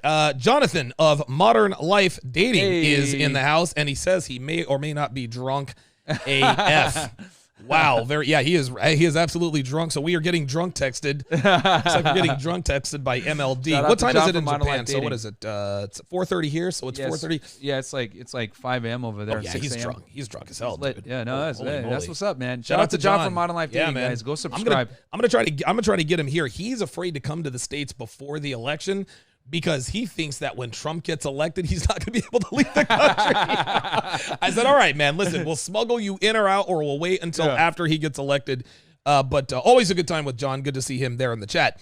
Merciless with the $5 super chat says, just got on sorry if this was asked already. Very good question. Is the lift till failure myth true when it comes to getting faster gains? And will the gain stay longer? Excellent question. You want to try to avoid failure. And the reason why you want to try to avoid failure is because the more you train to failure, the more you're going to tax your body. And then what's going to happen is you're not going to be able to push the same volume. So I'll give you an example. Let's say you go in and you bench press 225 for, 3 sets of 10, right? And, but you do it for 3 sets of 10. But each set that you're doing 10, you're leaving 1 to 2 reps in the tank, right? Now you could do, let's say you could do 5 sets now. 5 sets, 50 reps of 225. But let's say you did your first set and you just gassed it. You did 15 reps. Right. Well, you pushed that set to failure. Every subsequent set after that set you took to failure is going to deteriorate in quality. That's right. So you'll do your first set at 15 reps, second set at maybe 8, 7 reps, third set, 6 reps, 4th set, and you guys can see the decline. Versus if you had just went in there and did 1 set of 10, another set of 10, another set of 10, another set of 10, and you left 1 to 2 reps in the tank, you get more overall volume. And since you're getting, and we all know for hypertrophy, volume is one of the biggest predicators of whether you're going to make gains and grow. So you want to push very close to failure, but you don't want to actually take sets to failure. Now, are there times where you want to take sets to failure? Yes. When you're doing calisthenics, you want to push closer to failure. When you're at the end of a cycle, let's say you're doing 4 weeks on, 1 week off, where you're doing like a deload. On that 4th week, go ahead and take sets to failure because you got a week of recovery following. But you just have to be intelligent about how you do failure. But somewhere between 3 reps in reserve to 1 rep in reserve is a great place to shoot for as far as like building hypertrophy and staying away from failure. I agree with that. And I don't do strong lifts 5x5 anymore. I actually do 3x5 because I'm now into the heavier weights. I'm to 160 pounds on the standing overhead press. I'm actually at 255 on the bench press. I'm at, what am I? I'm at like 325 or 330 on the deadlift, and the barbell row I'm at 200 pounds. And the reason I do 3x5 instead of 5x5 is because if I try to do 5x5 with those super heavy lifts, reps number 4 and 5 are not going to look that good. All I'm trying to do is get through the lift. Yeah. And I'm telling you, form is everything, especially with compound lifts. So I guess to juxtapose that with the lift till failure, when you're lifting till failure, the last 3 or 4 reps are not going to be, that's not going to be good form. That's where injuries happen. Yeah, for sure. So that's why you kind of want to stay away from failure because it's dangerous. And then secondly, it limits your ability to get in quality volume, just like I explained with the bench press thing. If you had just done 5 sets of 10, you would have got 50 reps at 225 versus you wanted to blow your load the first set and go 15, take yourself to failure. Now that's going to negatively impact your ability to get in quality reps and sets for subsequent sets. And to recover and heal properly. Exactly. Right. Yeah, totally agree. Chris H. on the Patreon side says, my question is for Myron. What his regular diet consists of? What is his protein source? What kinds of fruits and veggies does he eat? And when does he have cheat days? So I have a meal prep service that I use in Miami. So they bring me my food. So it's like an array of things. But basically it's like lean meats, vegetables. I'm always eating like half a bag of spinach a day. I'm having protein shakes to help supplement because I take in a lot of protein per day. I'm eating easily around 250 to 300 grams per day. Oh, wow. Yeah. I always try to overshoot the protein because protein always is preached that. Yeah, it's always protein is the most important macronutrient when it comes to improving your body composition overall. But and there's a bunch of reasons for that, but I don't want to put anyone to sleep. But yeah, and then I eat for fruits. I eat a lot of blackberries, strawberries, and blueberries because those are lower in calorie.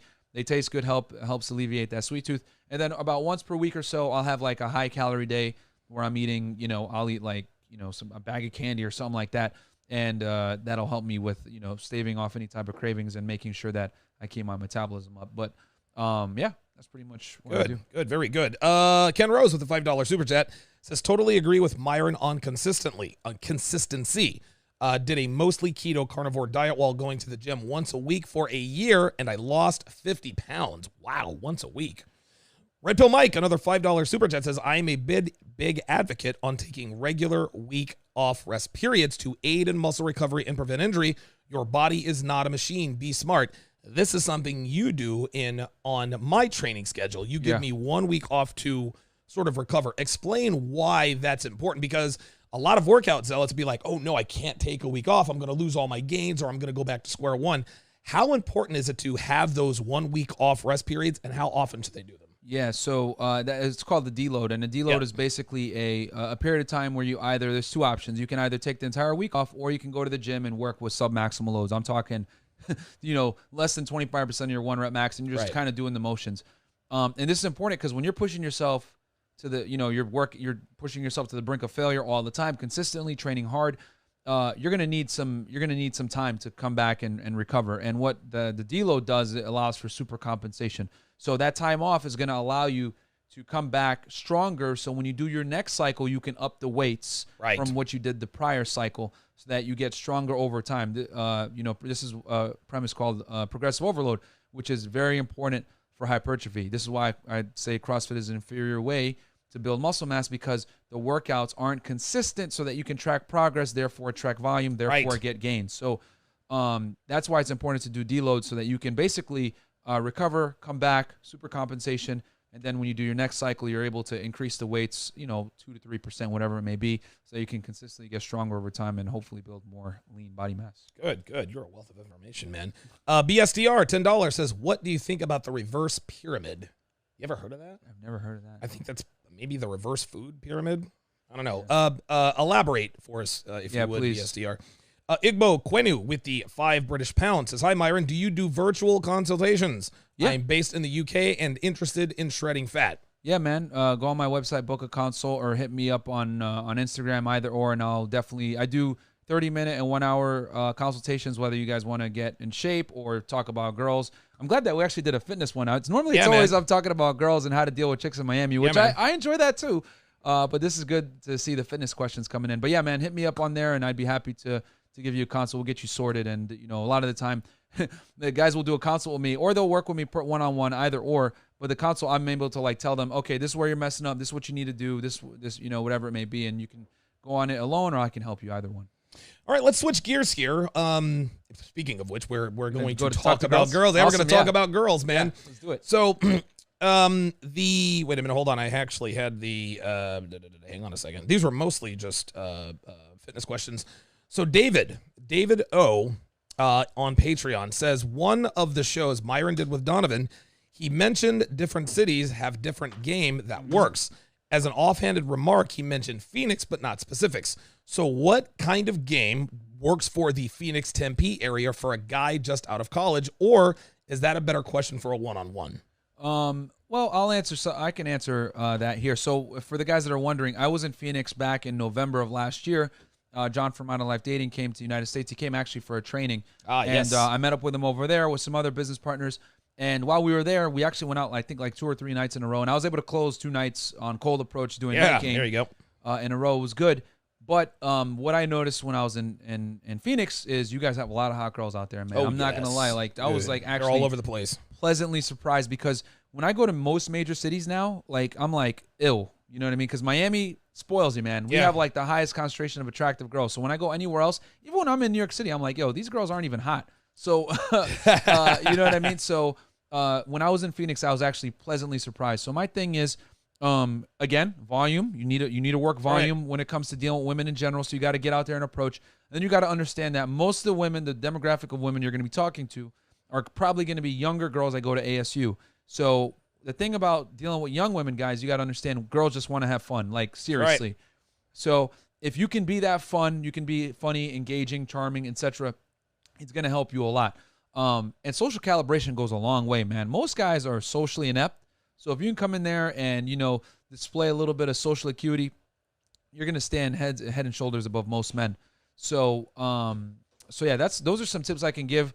But yeah, if you hit me up on the side, man, if you have any more deep questions about how to run game in Phoenix, but definitely volume, understand your audience, which are going to be younger, more impressionable women, and you just got to be fun. Yeah. All right, let me. There are actually a couple of good questions here that people posted on YouTube with regards to game.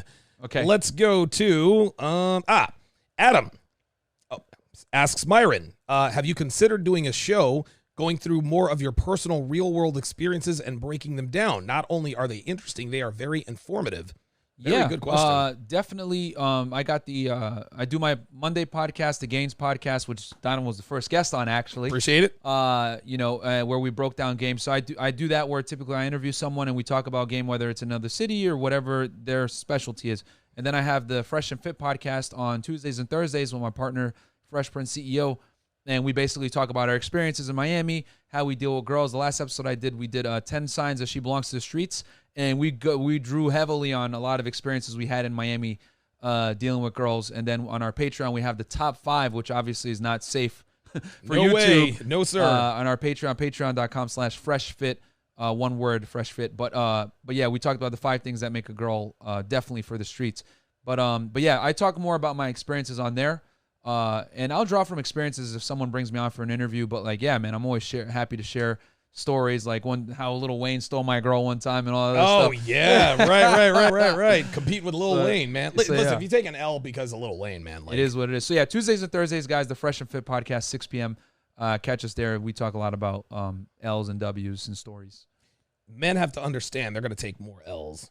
Facts. Yeah, I think that's one of the biggest misconceptions guys have about game is they think, oh, I got rejected. She doesn't like me, and they just like take the L and they don't want to continue on.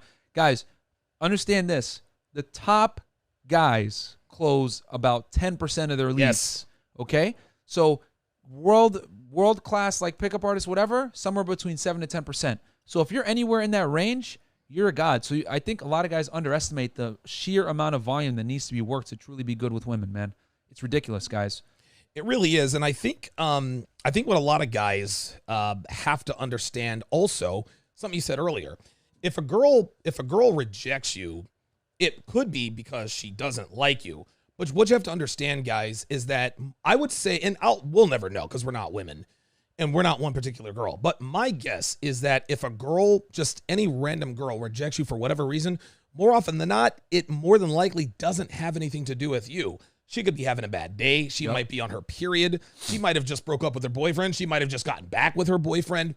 Her mother might, she got up on the wrong side. She broke a side. nail that day. Yeah. Like, guys, you got to understand that women, like, they don't think like we do. No. So, like, they go off how they feel. So if they feel like crap that day, they're going to reject any guy that talks to them. You know what I mean? Like, a lot of the times, I always say the way you meet a woman is more important than actually meeting her. So in other words, right? So, like, let's say you meet a chick on Tinder, because this has happened. Like, I'll match with a girl on Tinder, I'll message her, she won't respond.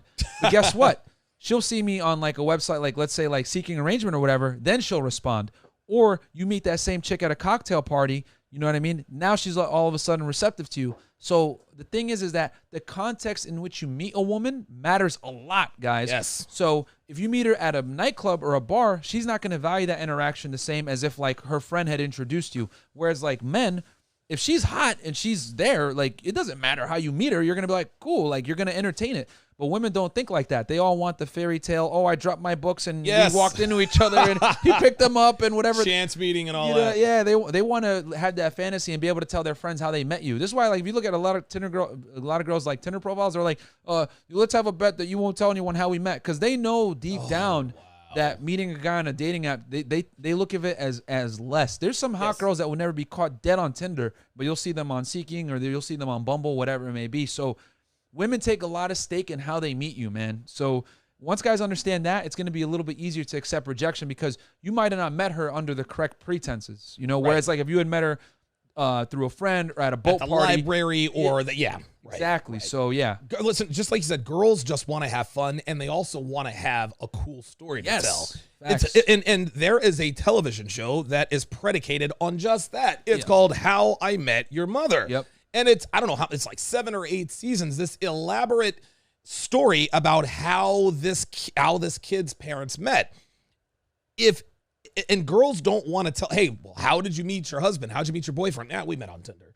We met on Seeking Arrangements. Oh, so basically you were being a hoe and he happened to be in the right place at the right time. Girls don't want to have to say that. That's why they tell you, hey, don't tell people how we met. Let's make up a story. I was at the laundromat and one of my socks ended up getting mixed up with one of his socks. And it's always something, man. They want a story, man. Like girls always want some kind of narrative, some fairy tale, whatever it may be.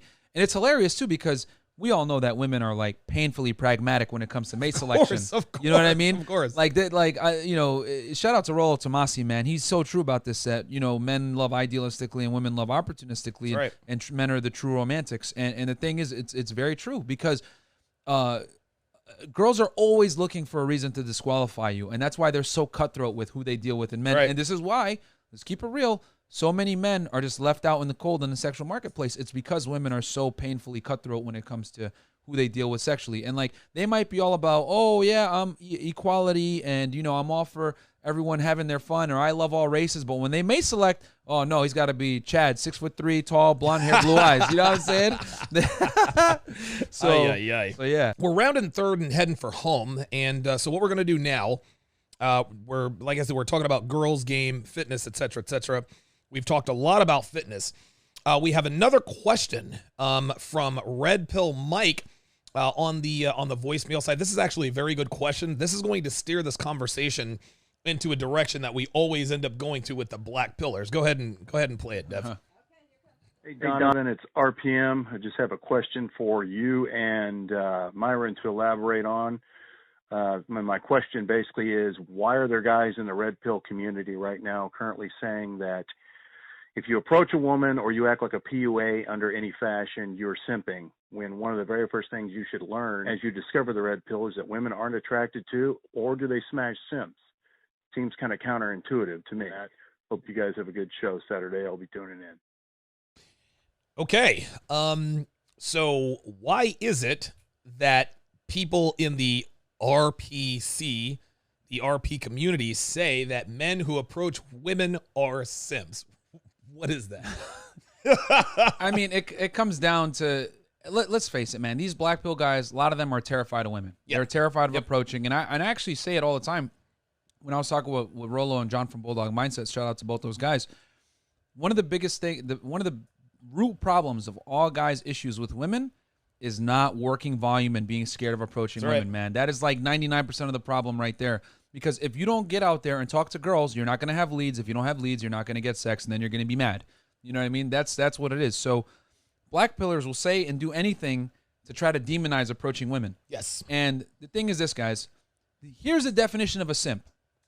A simp is a guy that rewards a woman, whether it's financially, through attention, whatever it may be, without her earning it. Okay? So, for example, you go out with a chick on a date and she's invested in you. She comes showing up hot, whatever it may be, and you buy her drinks. Well, she's invested in you, so you're basically reciprocating that investment back in her, and you're getting her drinks and showing her a good time, giving her your time, right? A simp is a dude that pays a chick $1,000 on OnlyFans because she's, showing her boobs, like, or like, sending a video or whatever. Simps fundamentally don't understand that your attention as a man is your only real weapon, and they give free attention to women that, quite frankly, don't deserve it. Approaching a woman and trying to have a man-to-woman interaction and trying to escalate it to some kind of romance, that's not simping. You know what I mean? Now, if she says, hey, I'm going to put you in the friend zone, you're really nice, and you accept that, and you actually continue to talk to her and give her free attention and validation without her reciprocating on her end and giving you romance, then you're a simp. But to simply approach a woman for the purposes of advancing some type of interaction from a romantic sense, that doesn't make you a simp, and quite frankly, it just speaks to how uninformed black pill guys are as far as like dealing with women, intersexual dynamics, or just being like human at all. So, okay, does that make you a simp if you're talking to men too? Like, come on, man. Like, these guys. Listen, it's real simple. They pretend to despise what they can't do, right? And Rolo calls this, in a way, making your necessity a virtue. I'm not a simp because I don't approach women. No, your necessity is you're scared of women, so your necessity is to stay away from them. Yep. So what you're going to do is you're going to make that a virtue. Well, I don't approach women because I'm not a simp. I had sort of a quasi run-in with Turd Flinging Monkey a couple of years ago.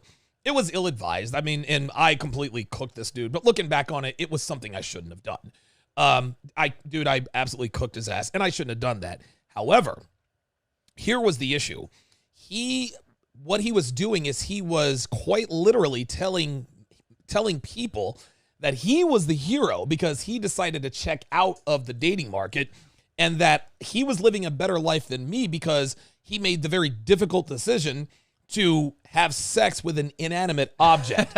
That somehow his life was superior. He had more manhood. He was living the better life because the thing that he has sex with doesn't have a pulse. Like he is some sort of conquering hero because he checked out of the dating market. Now, I still hold the beliefs that I believe. I shouldn't have cooked him, but that's what these black pill guys do. They make fun of us because they want to be us. Like this guy, what was his name? MGTOW Dictionary. This guy MGTOW Laymanary. The guy is incredible. I mean, I think he's like 46, 47 years old. He pays for prostitutes in Amsterdam. Yeah. But then he wants to tell us that we're somehow not killing the game. We're beggars. Yes, right. We're pee beggars. Dev, what do you have? We got an alpha Chad in the house. Oh, do we? Oh, yes. Who's the alpha Chad in the house? Who's that? Uncomfortable Truth says, I cold approach and 7 out of 10 times close and have fun later. Okay, well, he's dude, you need to start a YouTube channel and teach us how to do that. That's what I'm saying. That's what you need to do, bro. Like, I'll pay you for a consult. You know what I'm saying? Listen, Uncomfortable Truth, like, and listen, I'm not trying to bag on the guy, but nobody closes 7 out of 10, Myron. Oh, yeah. Right? Like, Uncomfortable Truth, I mean, are you, and I'm not being funny here, but is there some sort of monetary money exchange? Because if you, and I give this example all the time, Myron, I think your numbers are the same. Back in my Vegas play days, if my Vegas player days, if I approached 10 women, I'd get 7 phone numbers. That's if you're good. That's okay, if you're good. I approached 10 girls. I get this was later on after I had learned everything. You approach 10 girls, you get 7 phone numbers. Of the 7 girls I text, 4 will respond. Of those 4 that will respond, 2 will agree to a meetup, and at least one of them will flake. So now I have one opportunity to get lucky. If I close that one, that 10 to 7 to 4 to 2 to 1, if I close that one, I am king ding-a-ling. Yeah. You said it yourself earlier in the podcast. The top guys out here are closing 10%. Paul Janka has a legendary closing percentage of 11%. That's unheard of. Yeah, dude. But this guy, Uncomfortable Truth, would have us believe that he closes 7 out of 10 approaches. And here's the thing, like this is why I say real recognize real. Like shout out to Lucario, Solo TV, all these guys. Like when I talk with guys that are good with women, there's certain characteristics that guys that are good with women exhibit. That's right. And one of them is the fundamental understanding that you got to work a lot of volume to be good with women. Right. Like that's non-negotiable. So when guys say stuff like that, it's one of 2 things. Either you're tricking or you live in a country, like in a third world country where you're like a god, you know what I mean? I always say like running third world game, I'm in Colombia, I'm in Philippines, I'm in Eastern Europe. Game. You know what I'm saying? You know what I mean? You become in Thailand, whatever it may be. No knock against guys that do it, Brazil, etc. Right. Like dude, do it because yes, you're gonna have beautiful women that are feminine and not poisoned with a lot of the the same bad habits that we have here in the West. But you know what I'm saying? You can't sit here and try to teach guys how to get first world girls when you're slamming third world chicks, because what you guys got to understand is that when you go to a third world country as an American citizen, a Canadian, Australian, whatever it may be, I close 7 out of 10 too. Yeah, you're gonna have such high perceived status that your inadequacies are gonna basically be, no one's gonna look at it. Yeah, they will be non-factors. Non-factors, dude. Versus when you're in the United States and you're dealing with a chick that makes $100,000 a year, or she's successful and she doesn't need your provisioning, or she's hot, or she's attractive. Guess what, buddy? You're not gonna do as well dealing with chicks that have their own stuff and are looking at you from the AF side, not the BB side, beta buck side. So it's the competition is much harder in the West. This is why so many guys leave the United States. And like I said, I'm not knocking guys that go to Colombia or wherever it may be to deal with women. However, you cannot sit here and advise men that are in the West on how to deal with chicks when you're in a third world country where your perceived status is through the stratosphere, dude. Right. You know what I'm saying? So, and a lot of people say that about MLD. They say, "Oh, you couldn't get laid in America, so you Japan's went to a first Japan." world country. Exactly. Right. And listen, racism against white guys, I'll probably get banned for. Well, actually, no. If I say racism against white guys, then YouTube might push me to. Anyway, yeah, they might get pushed out. Yeah, I was gonna say. But racism against white people in Japan is real. Yeah. There are battles he has to fight. Getting laid in Japan is not easy. John is not out there running third world game because, like you said, Japan is a first world country. Yep. And it's racist. Like you guys, people that say that about John.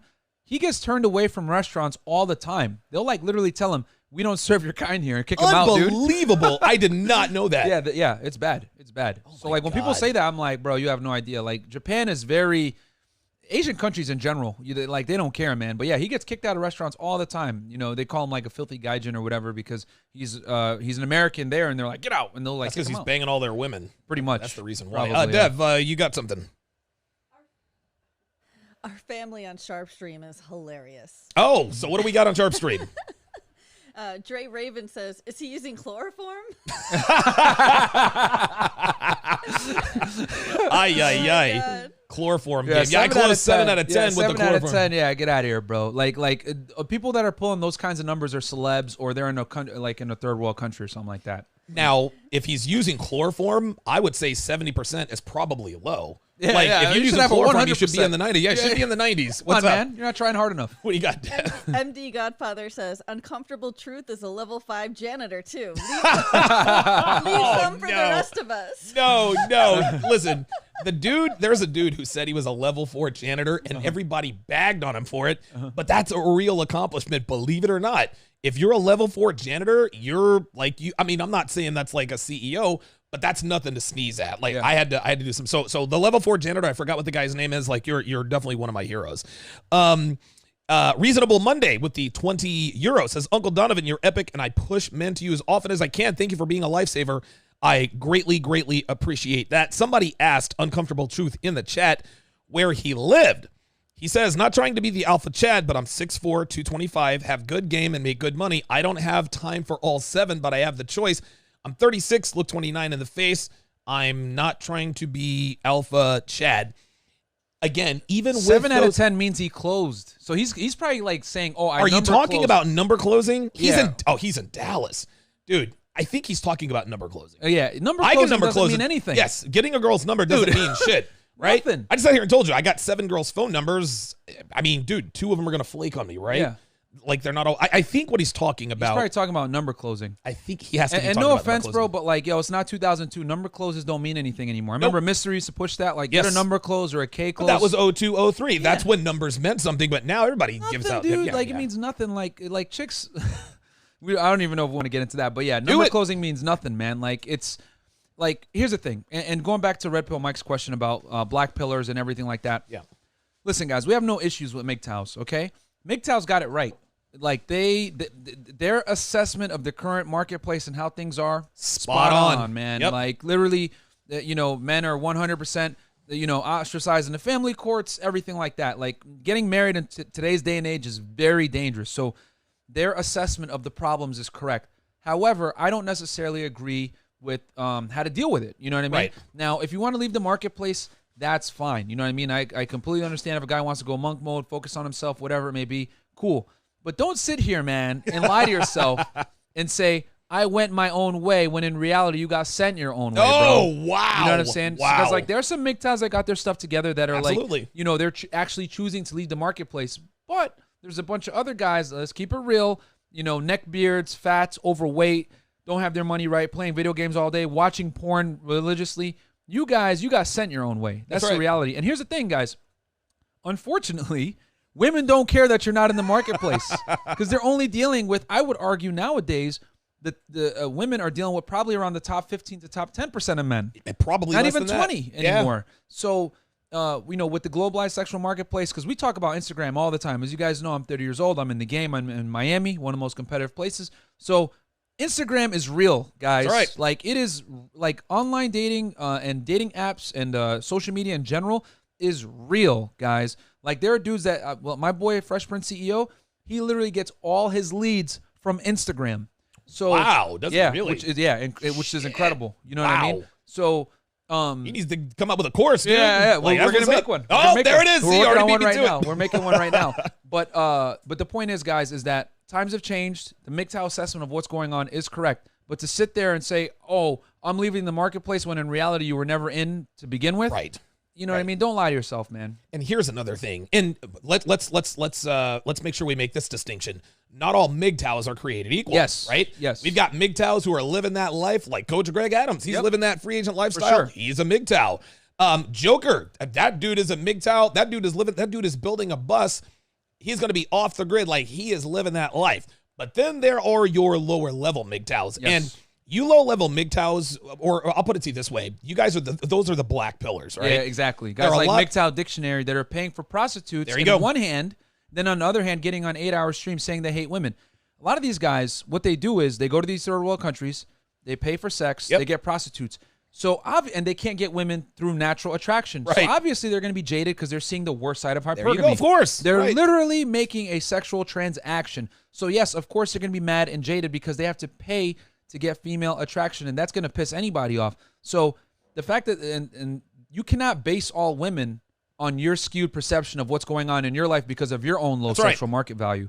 Because at the end of the day, women are very honest assessors of where you stand in the social totem pole. They're accurate. They know. You know, if you're a loser, the sexual marketplace is going to let you know you're a loser. Guess what? Through involuntary celibacy. So if you're a winner, you're probably going to get rewarded by being so. Because there's ugly guys, people that say, oh, looks, money, status is everything.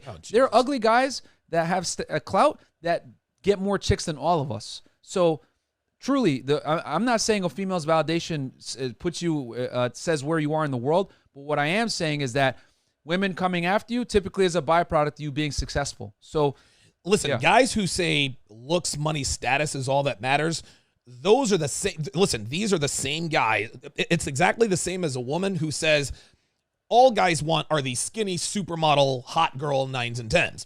What they're doing is they're using, well, it just takes looks, money, and status to get girls as an excuse not to improve themselves. Yeah. Because what they're going to tell themselves internally, well, if it's looks, money, status, I'm never going to be a celebrity. I'm not really that easy on the eyes. And even if I get in shape, that doesn't guarantee anything. So I'm going to check out of the dating market. Yep. This is why we got a bunch of fat girls walking around. They tell themselves all guys want are these skinny little twiglets as an excuse not to stop eating fucking cheeseburgers at midnight and hitting the gym. Yep. It's a lazy person's approach.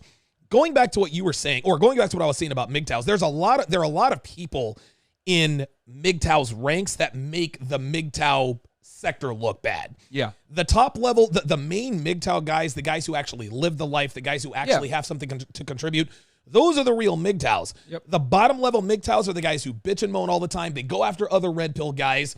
And the last thing I'll say is this, is that low level MGTOWs, they love to tell the world, I'm going my own way. Yeah. I've checked out of the dating market. You'll never see me anymore. Myron, these girls don't care. They weren't looking at you in the first place. Exactly, man. So they're like, well, good riddance. We weren't really looking at y'all anyway. Toodaloo. That's how it is, man. Women don't even see the reality. You got cold hard reality, man. Women don't see like 90% of men. You know what I'm saying? So like they didn't even know you guys existed. And here's the thing.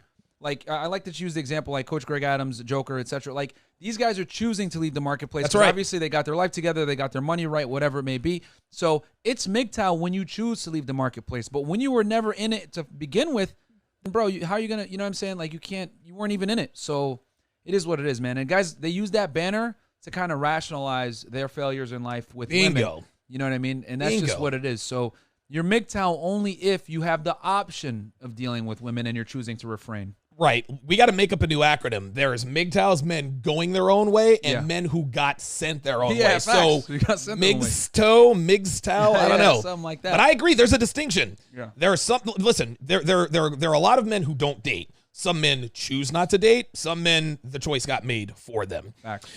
Big thanks goes out to Al with the $2 super chat. He's this guy. He says it's more like 100% of the women go for the top 5%. Now, that is defeatist thinking, my friend. You are giving yourself an excuse not to improve yourself as men. I'll never be a top 5%er because 100% of women are going for the top 5%. That is patently false. Now, I will give him credit for this. Women are delusional, right? Yeah. And in terms of like the real raw numbers, I would say that 80% of the women compete for the top 20% of men, right? Mm-hmm. But guess what? Half of those 80% know they have no business really messing with the top 20%. Yep. So they'll expand their sort of coverage area to maybe the top 30. As they get older, the top 40, and then the top 50. Al, you've got $2 to donate to me in Super Chat. You can't tell me you can't get into the top 30, 35%. Listen, man, it ain't going to be easy. Like, you can't just wake up and say, all right, I'm in the top XYZ%. You got to make yourself that person. And I don't know where I stand as far as the hierarchy is concerned, but I'm a top 10%er. And the reason for that is because of my income. That's what makes me a top 10%er. But a lot of guys say, well, most women, all women, like this guy Al just said, they only go for the top 5% of men. Dude, you're the He didn't finish the sentence. Like, yeah, they would love to be with Of the course, top 5%. of course. But guess what? They're not going to get that top 5%er. So they're delusional, you know what Myron, I mean? but Yes, they're not they are. that delusional. Exactly, They're not yeah. that delusional. Exactly. They have to keep it real with themselves. Dude, a fat girl walking down the street, I don't even know what city we're in. We're somewhere in New Jersey. A fat girl walking down the street sees a guy like you or me. She's like, you know what? I'd really like to bang that guy, but I know I don't have a chance. Yeah. Let me widen my berth a little bit. So 100%, listen, guess what? 100% of guys would love to bang the top 1% of girls. We know that's not going to happen either. So you make adjustments and you improve yourself. Exactly, yeah. So, no, I mean, he's right. Yeah, like, yeah, 100% of women would love to get with the top 5%, but guess what? They're not. A lot of them aren't capable. So That's how it is, man. it is what it is. Red Pill Mike, another $10 super chat. I Thank swear you to so God. much, bro. You support the crap out of us. Dude, I swear Every to God, time. I Thank you. need to add up his super chats because if I did, I think it would be a scary Every number. time I'm on, she's like $100, whatever. We're doing a 7. Thank you, bro. Like, seriously. Every time he gets all of my courses Yeah. for life. Like that guy he's unbelievable. Anyway, Red Pill Mike lives in Dallas, Fort Worth. He says it's not hard to get women in Dallas and even easier in Fort Worth. I didn't learn true game until I spent 5 years in Chicago and got blown out consistently. Geography does matter. What are your thoughts? Yeah, I've been to Dallas as well. I mean, there's more obese women there. They don't have as many hot girls as like Miami there or we go. Phoenix. But that guy saying 7 out of 10 is still that's he's ridiculous. he's crazy. Now, he actually, Uncomfortable Truth, with a $5 super chat says, Donovan, you are right. I was speaking on cold approaching, and I do get 7 out of 10 numbers. Now, out of that 7 numbers, I get ice, smash, has, no. Okay, so he approaches 10 women. Yep. Let's give him the lower half. He approaches 10 women. He smashes 3 out of 10. Okay, all right, that's a little more reasonable. Yeah. I still think the number is a little bit inflated. It is, because if you were to expand that over 100 girls, 1,000 girls, whatever, It would creep down It's towards it's the gonna go way down, dude. Yeah. It's gonna go way down. Listen, and let's not get it twisted here. Getting 7 numbers out of 10 girls in 2020, Great. Right. great. That's not easy to do, and so if he gets that, so I mean, listen, Yeah. it's just like the calorie thing. Well, I probably eat 2,500 calories a day. Yeah. If And we they're had gonna the eat scientists 3,000. feeding him, right. If we get the scientists feeding him the numbers, okay, you're at about 12%, Facts. not the 70%. Yeah, we're not here to knock you, bro, but just like we know the numbers, like it is what it is. You Dude, know what we've I'm been out saying? here in Like, these streets, man. It ain't easy. Yeah. It ain't easy. Toriano Rich with the $3 super chat says, you need to be the prize, not just say you are. I like that. Very, very good. Tom A with the $5 super chat says, men, he says, MGTOW, men getting thrown out of whack. Wow. That's a good one. Clarence W, $5 Canadian says, every woman I've met wanted kids, as in okay looking guy. It's defeating. Man, dude. Every woman he meets wants. Well, that's because women instinctively want kids, right? He might, yeah. Also, he's probably dating older chicks that are in their epiphany phase. And he probably makes I always say this, man. Like, women are gonna treat you based on how they perceive you. So if you come off as like a nice guy that has excess resources, that could be a good dad, they're gonna angle right away to try to get a relationship out of you, and they're gonna leverage sex. But if you come in and you're like a bad boy, like clearly you're terrible, the Sandbergian mating strategy, Yes, that that Rollo talks about all Eat the the time. bad boys, the cool boys, and then settle down. Yeah. So if you come off as like a dude that like clearly is experienced with women, whatever it may be, then she's gonna know it's just gonna be quick sex with you and nothing else. So if women are trying to angle for a relationship with you or say I want to have kids, you might be giving off too much of a nice guy vibe. PCB with the $5 super chat says, I feel like an alpha when I step onto the basketball court, like an Allen Iverson. How do I bring that confidence into other areas of life? Wow, that's a very good question. So basically, man, the same confidence you take when you shoot those shots, you got to have that same confidence when you go and meet the chicks, man. And you got to understand that, obviously a top tier 3-point shooter in the NBA is around 40%. Yeah. Dude, you're going to shoot way less than that with chicks. So you got to get out there and basically shoot at the free throw line a Shaq. Right. I was going to say, if we're going to use basketball terms, you don't need to approach girls like Allen Iverson. You might want to approach them like maybe a Stephen Curry. Right? Yeah. Like Stephen Curry, the greatest shooter in NBA history. But that's a good question. Now, I've actually got sort of a hack. This is something I did about year 4 or 5 when I was in Vegas. And I forgot it was on a PUA blog. It's probably Return of Kings. What you do to sort of psych yourself into not really a false bravado or false confidence, but you have to imagine that you have $1 million in your pocket. If you knew you had $1 million in cash in your pocket and you walked into a bar or went to the club, how would you walk? You'd walk like you got a 17-inch dick, wouldn't you? Right? Yep. And that carries over. So you almost have to sort of trick your mind into, and again, don't be overconfident. Just understand. And having $1 million in your pocket, Myron, guess what? Every man is born with $1 million in your pocket. You're a man. Yeah. Life is awesome for men, even if you're not in the top 5, 10%.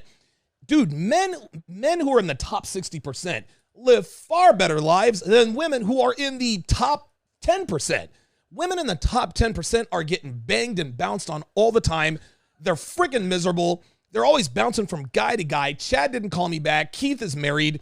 Anthony doesn't want to talk to him anymore. They're always miserable, no matter how much fun their life looks like on Instagram. Women are miserable. The late great Patrice O'Neal said it best. Women are miserable. If you are in the top 60% of men, you are living a better life than the top 10, 5, 1% of women. That's what I say. Yeah, I mean, at the end of the day, as a guy, the burner performance is on you. So if you're a performer, life's going to be awesome. But if you're like going to sit around and watch porn and play video games all day, then yeah, you're going to be fucking miserable. It's going to suck for you. Ralph E. with the $10 super chat. And Dev, let's go ahead and queue up the last voicemail call.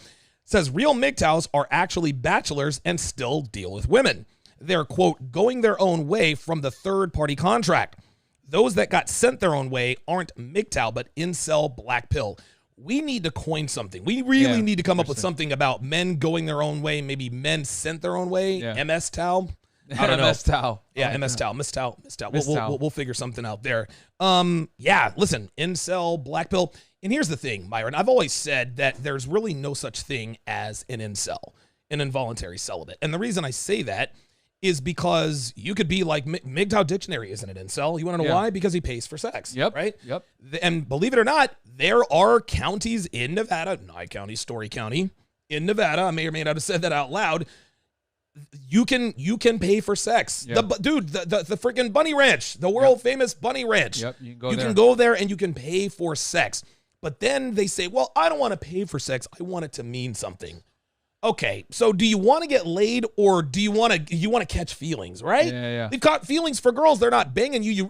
Would you rather have feelings for the girl without the sex, or would you rather have the sex without the feelings? It's like you can't satisfy these guys. What are your thoughts on those guys? And here's the other thing too, man. Like, guys, be careful when you consume any type of like angry black pill, MGTOW content, because the thing is, man, is that especially if you want to get good with women, you can't hold resentment towards them. Because here's the thing: if you watch that kind of angry MGTOW content, and then you go and you try to meet chicks, they're gonna feel that anger permeating from you. Like, because let's call a spade a spade. A lot of these guys are just misogynists on the internet. Yeah, you know what I'm saying? That's what it is. They genuinely hate women. They genuinely hate women.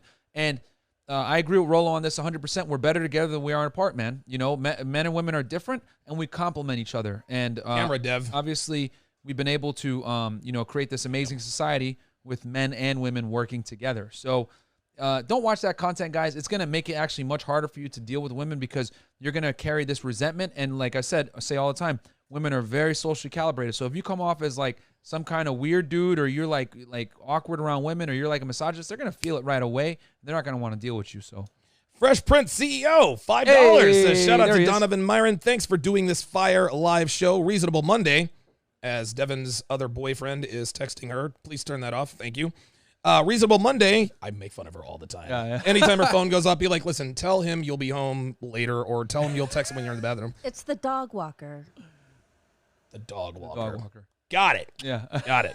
Okay. Tell the dog walker I said thanks.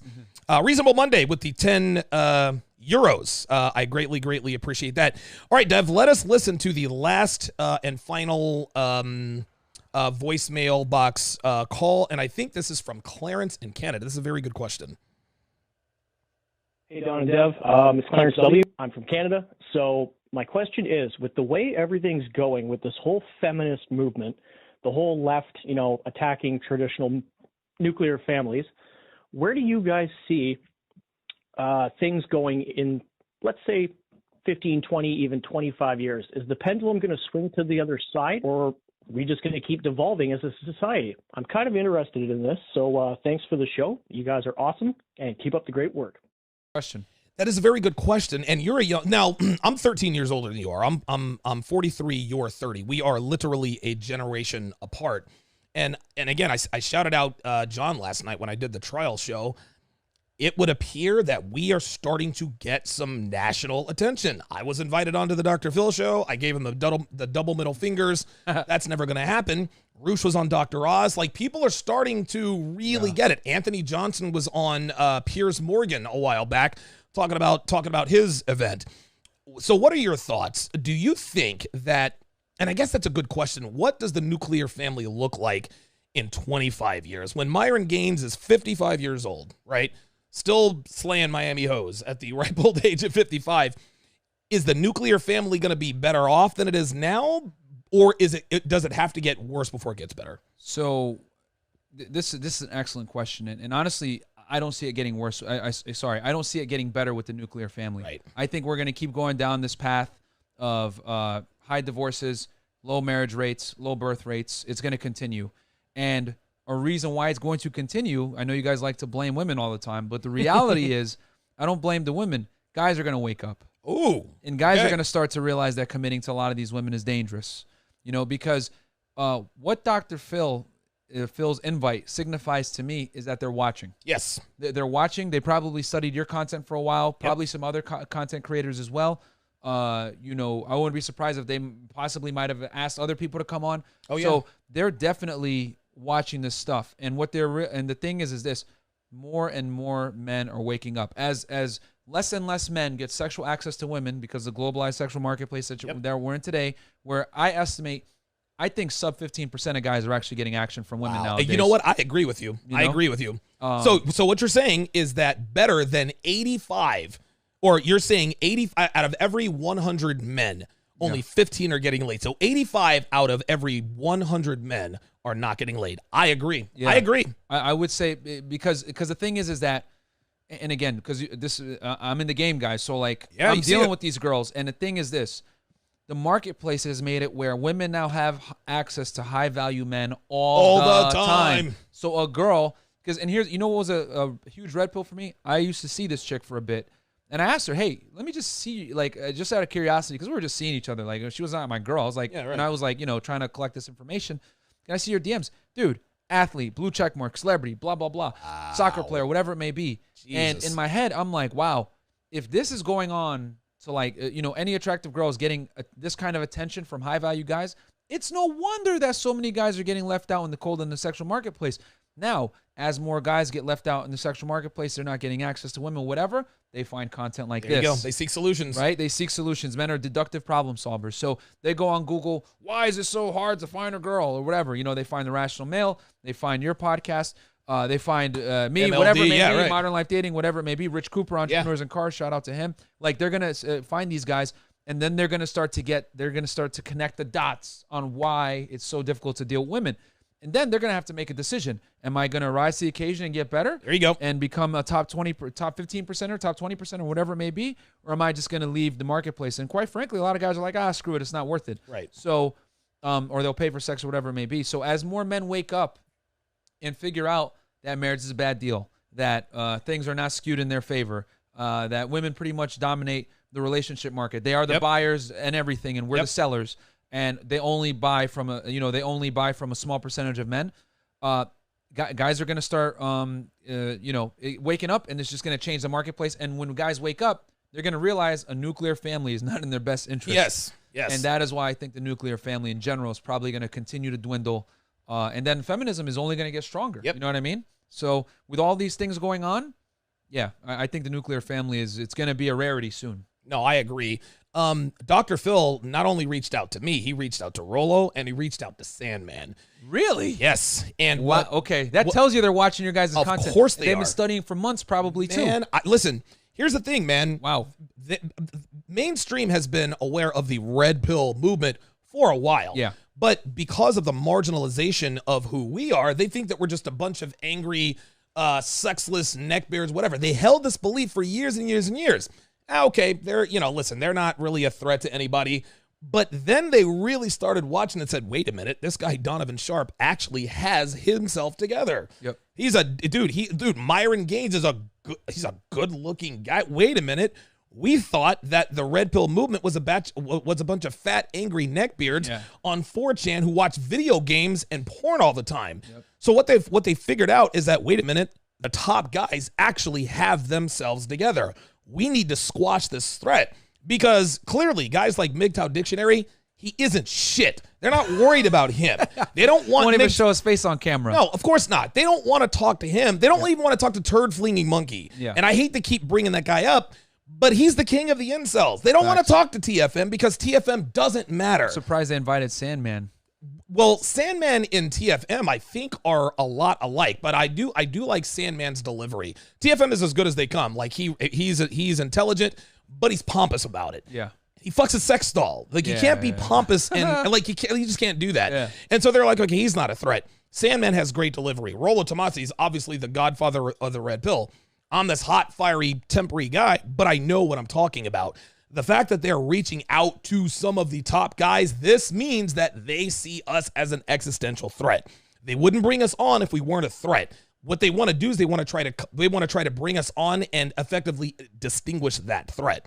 They want me to come on to marginalize me, get me to blow up. Oh, you see, the angry misogynist rears his ugly head. That's what I think.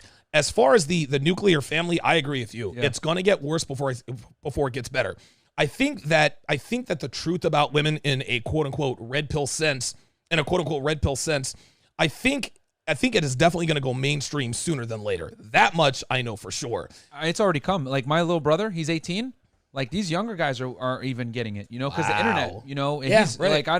I've educated him about all the intersexual dynamics, whatever it may be, but it was very easy to teach him. Like he was already kind of aware on it. Like if you go on Twitch and these girls are like streaming, showing their boobs or whatever, trying to, as they call them, Twitch thoughts. Shout out to John.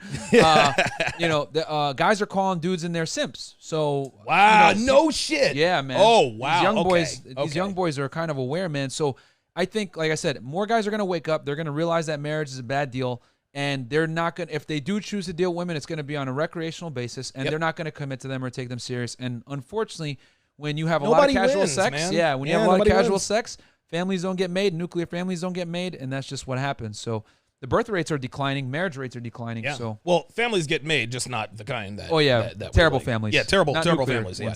Families that are nuclear instead of nuclear families. Right. Tom May with a $20 super chat says, "Fear, false evidence appearing real. That's the black pillar's problem." Fear, F-E-A-R, false evidence appearing real. That is the comment of the night. Yeah, that's good. He says, courage is what Donovan and Myron are platforming. Courage in the face of fear is the only fight men need to take seriously. Slay the dragon, get the girl. Wow, very well put, man. Very well put. Truchino with the $10 super chat says, coming off the sidelines, DS, staying on my purpose, focused on my objectives, and using the RP toolbox to maneuver during this 2020 climate. Congratulations on Studio B. Keep pushing. Thank you very much. Timius Maximus, I guess he's from Timmy, Greece. yeah, he's Australian. Oh, okay, all right. 10 Australian dollars. He says, salute, gentlemen, appreciate that. Clarence W. Thank you, Timmy.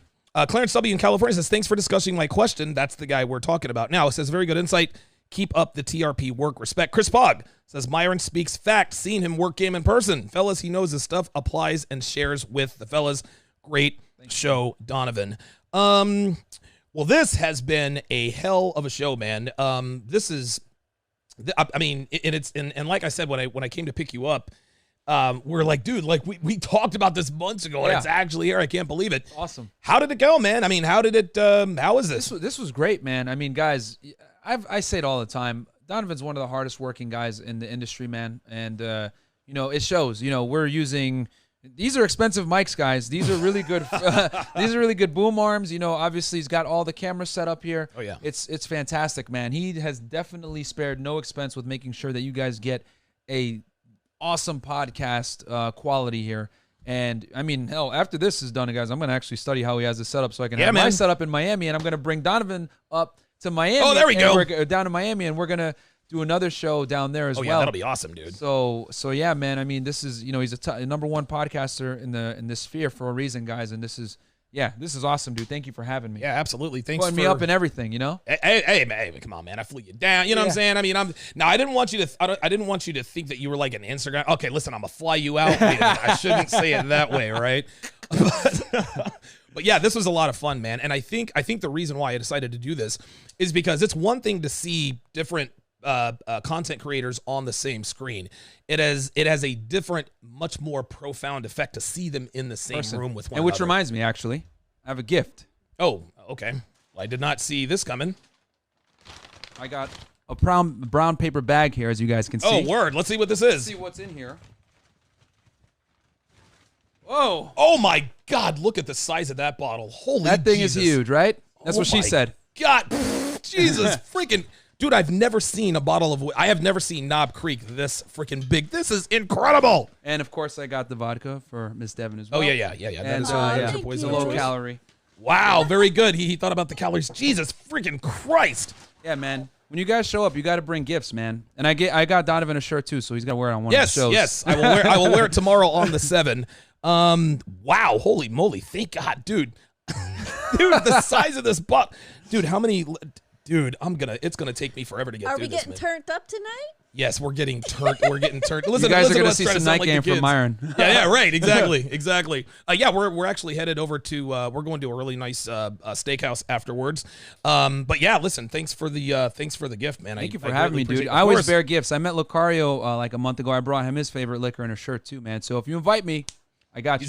You're getting clothes and booze. Do not forget Pretty that. much if I show up. But this I think can be definitely revolutionary. And what I wanted to do, and listen, collaborations between content creators are great. It's awesome. But I think it's very important this isn't to marginalize getting in front of a camera and getting on StreamYard or on YouTube or whatever the case may be. But I think when people see us together physically, I think it has a profound effect on people.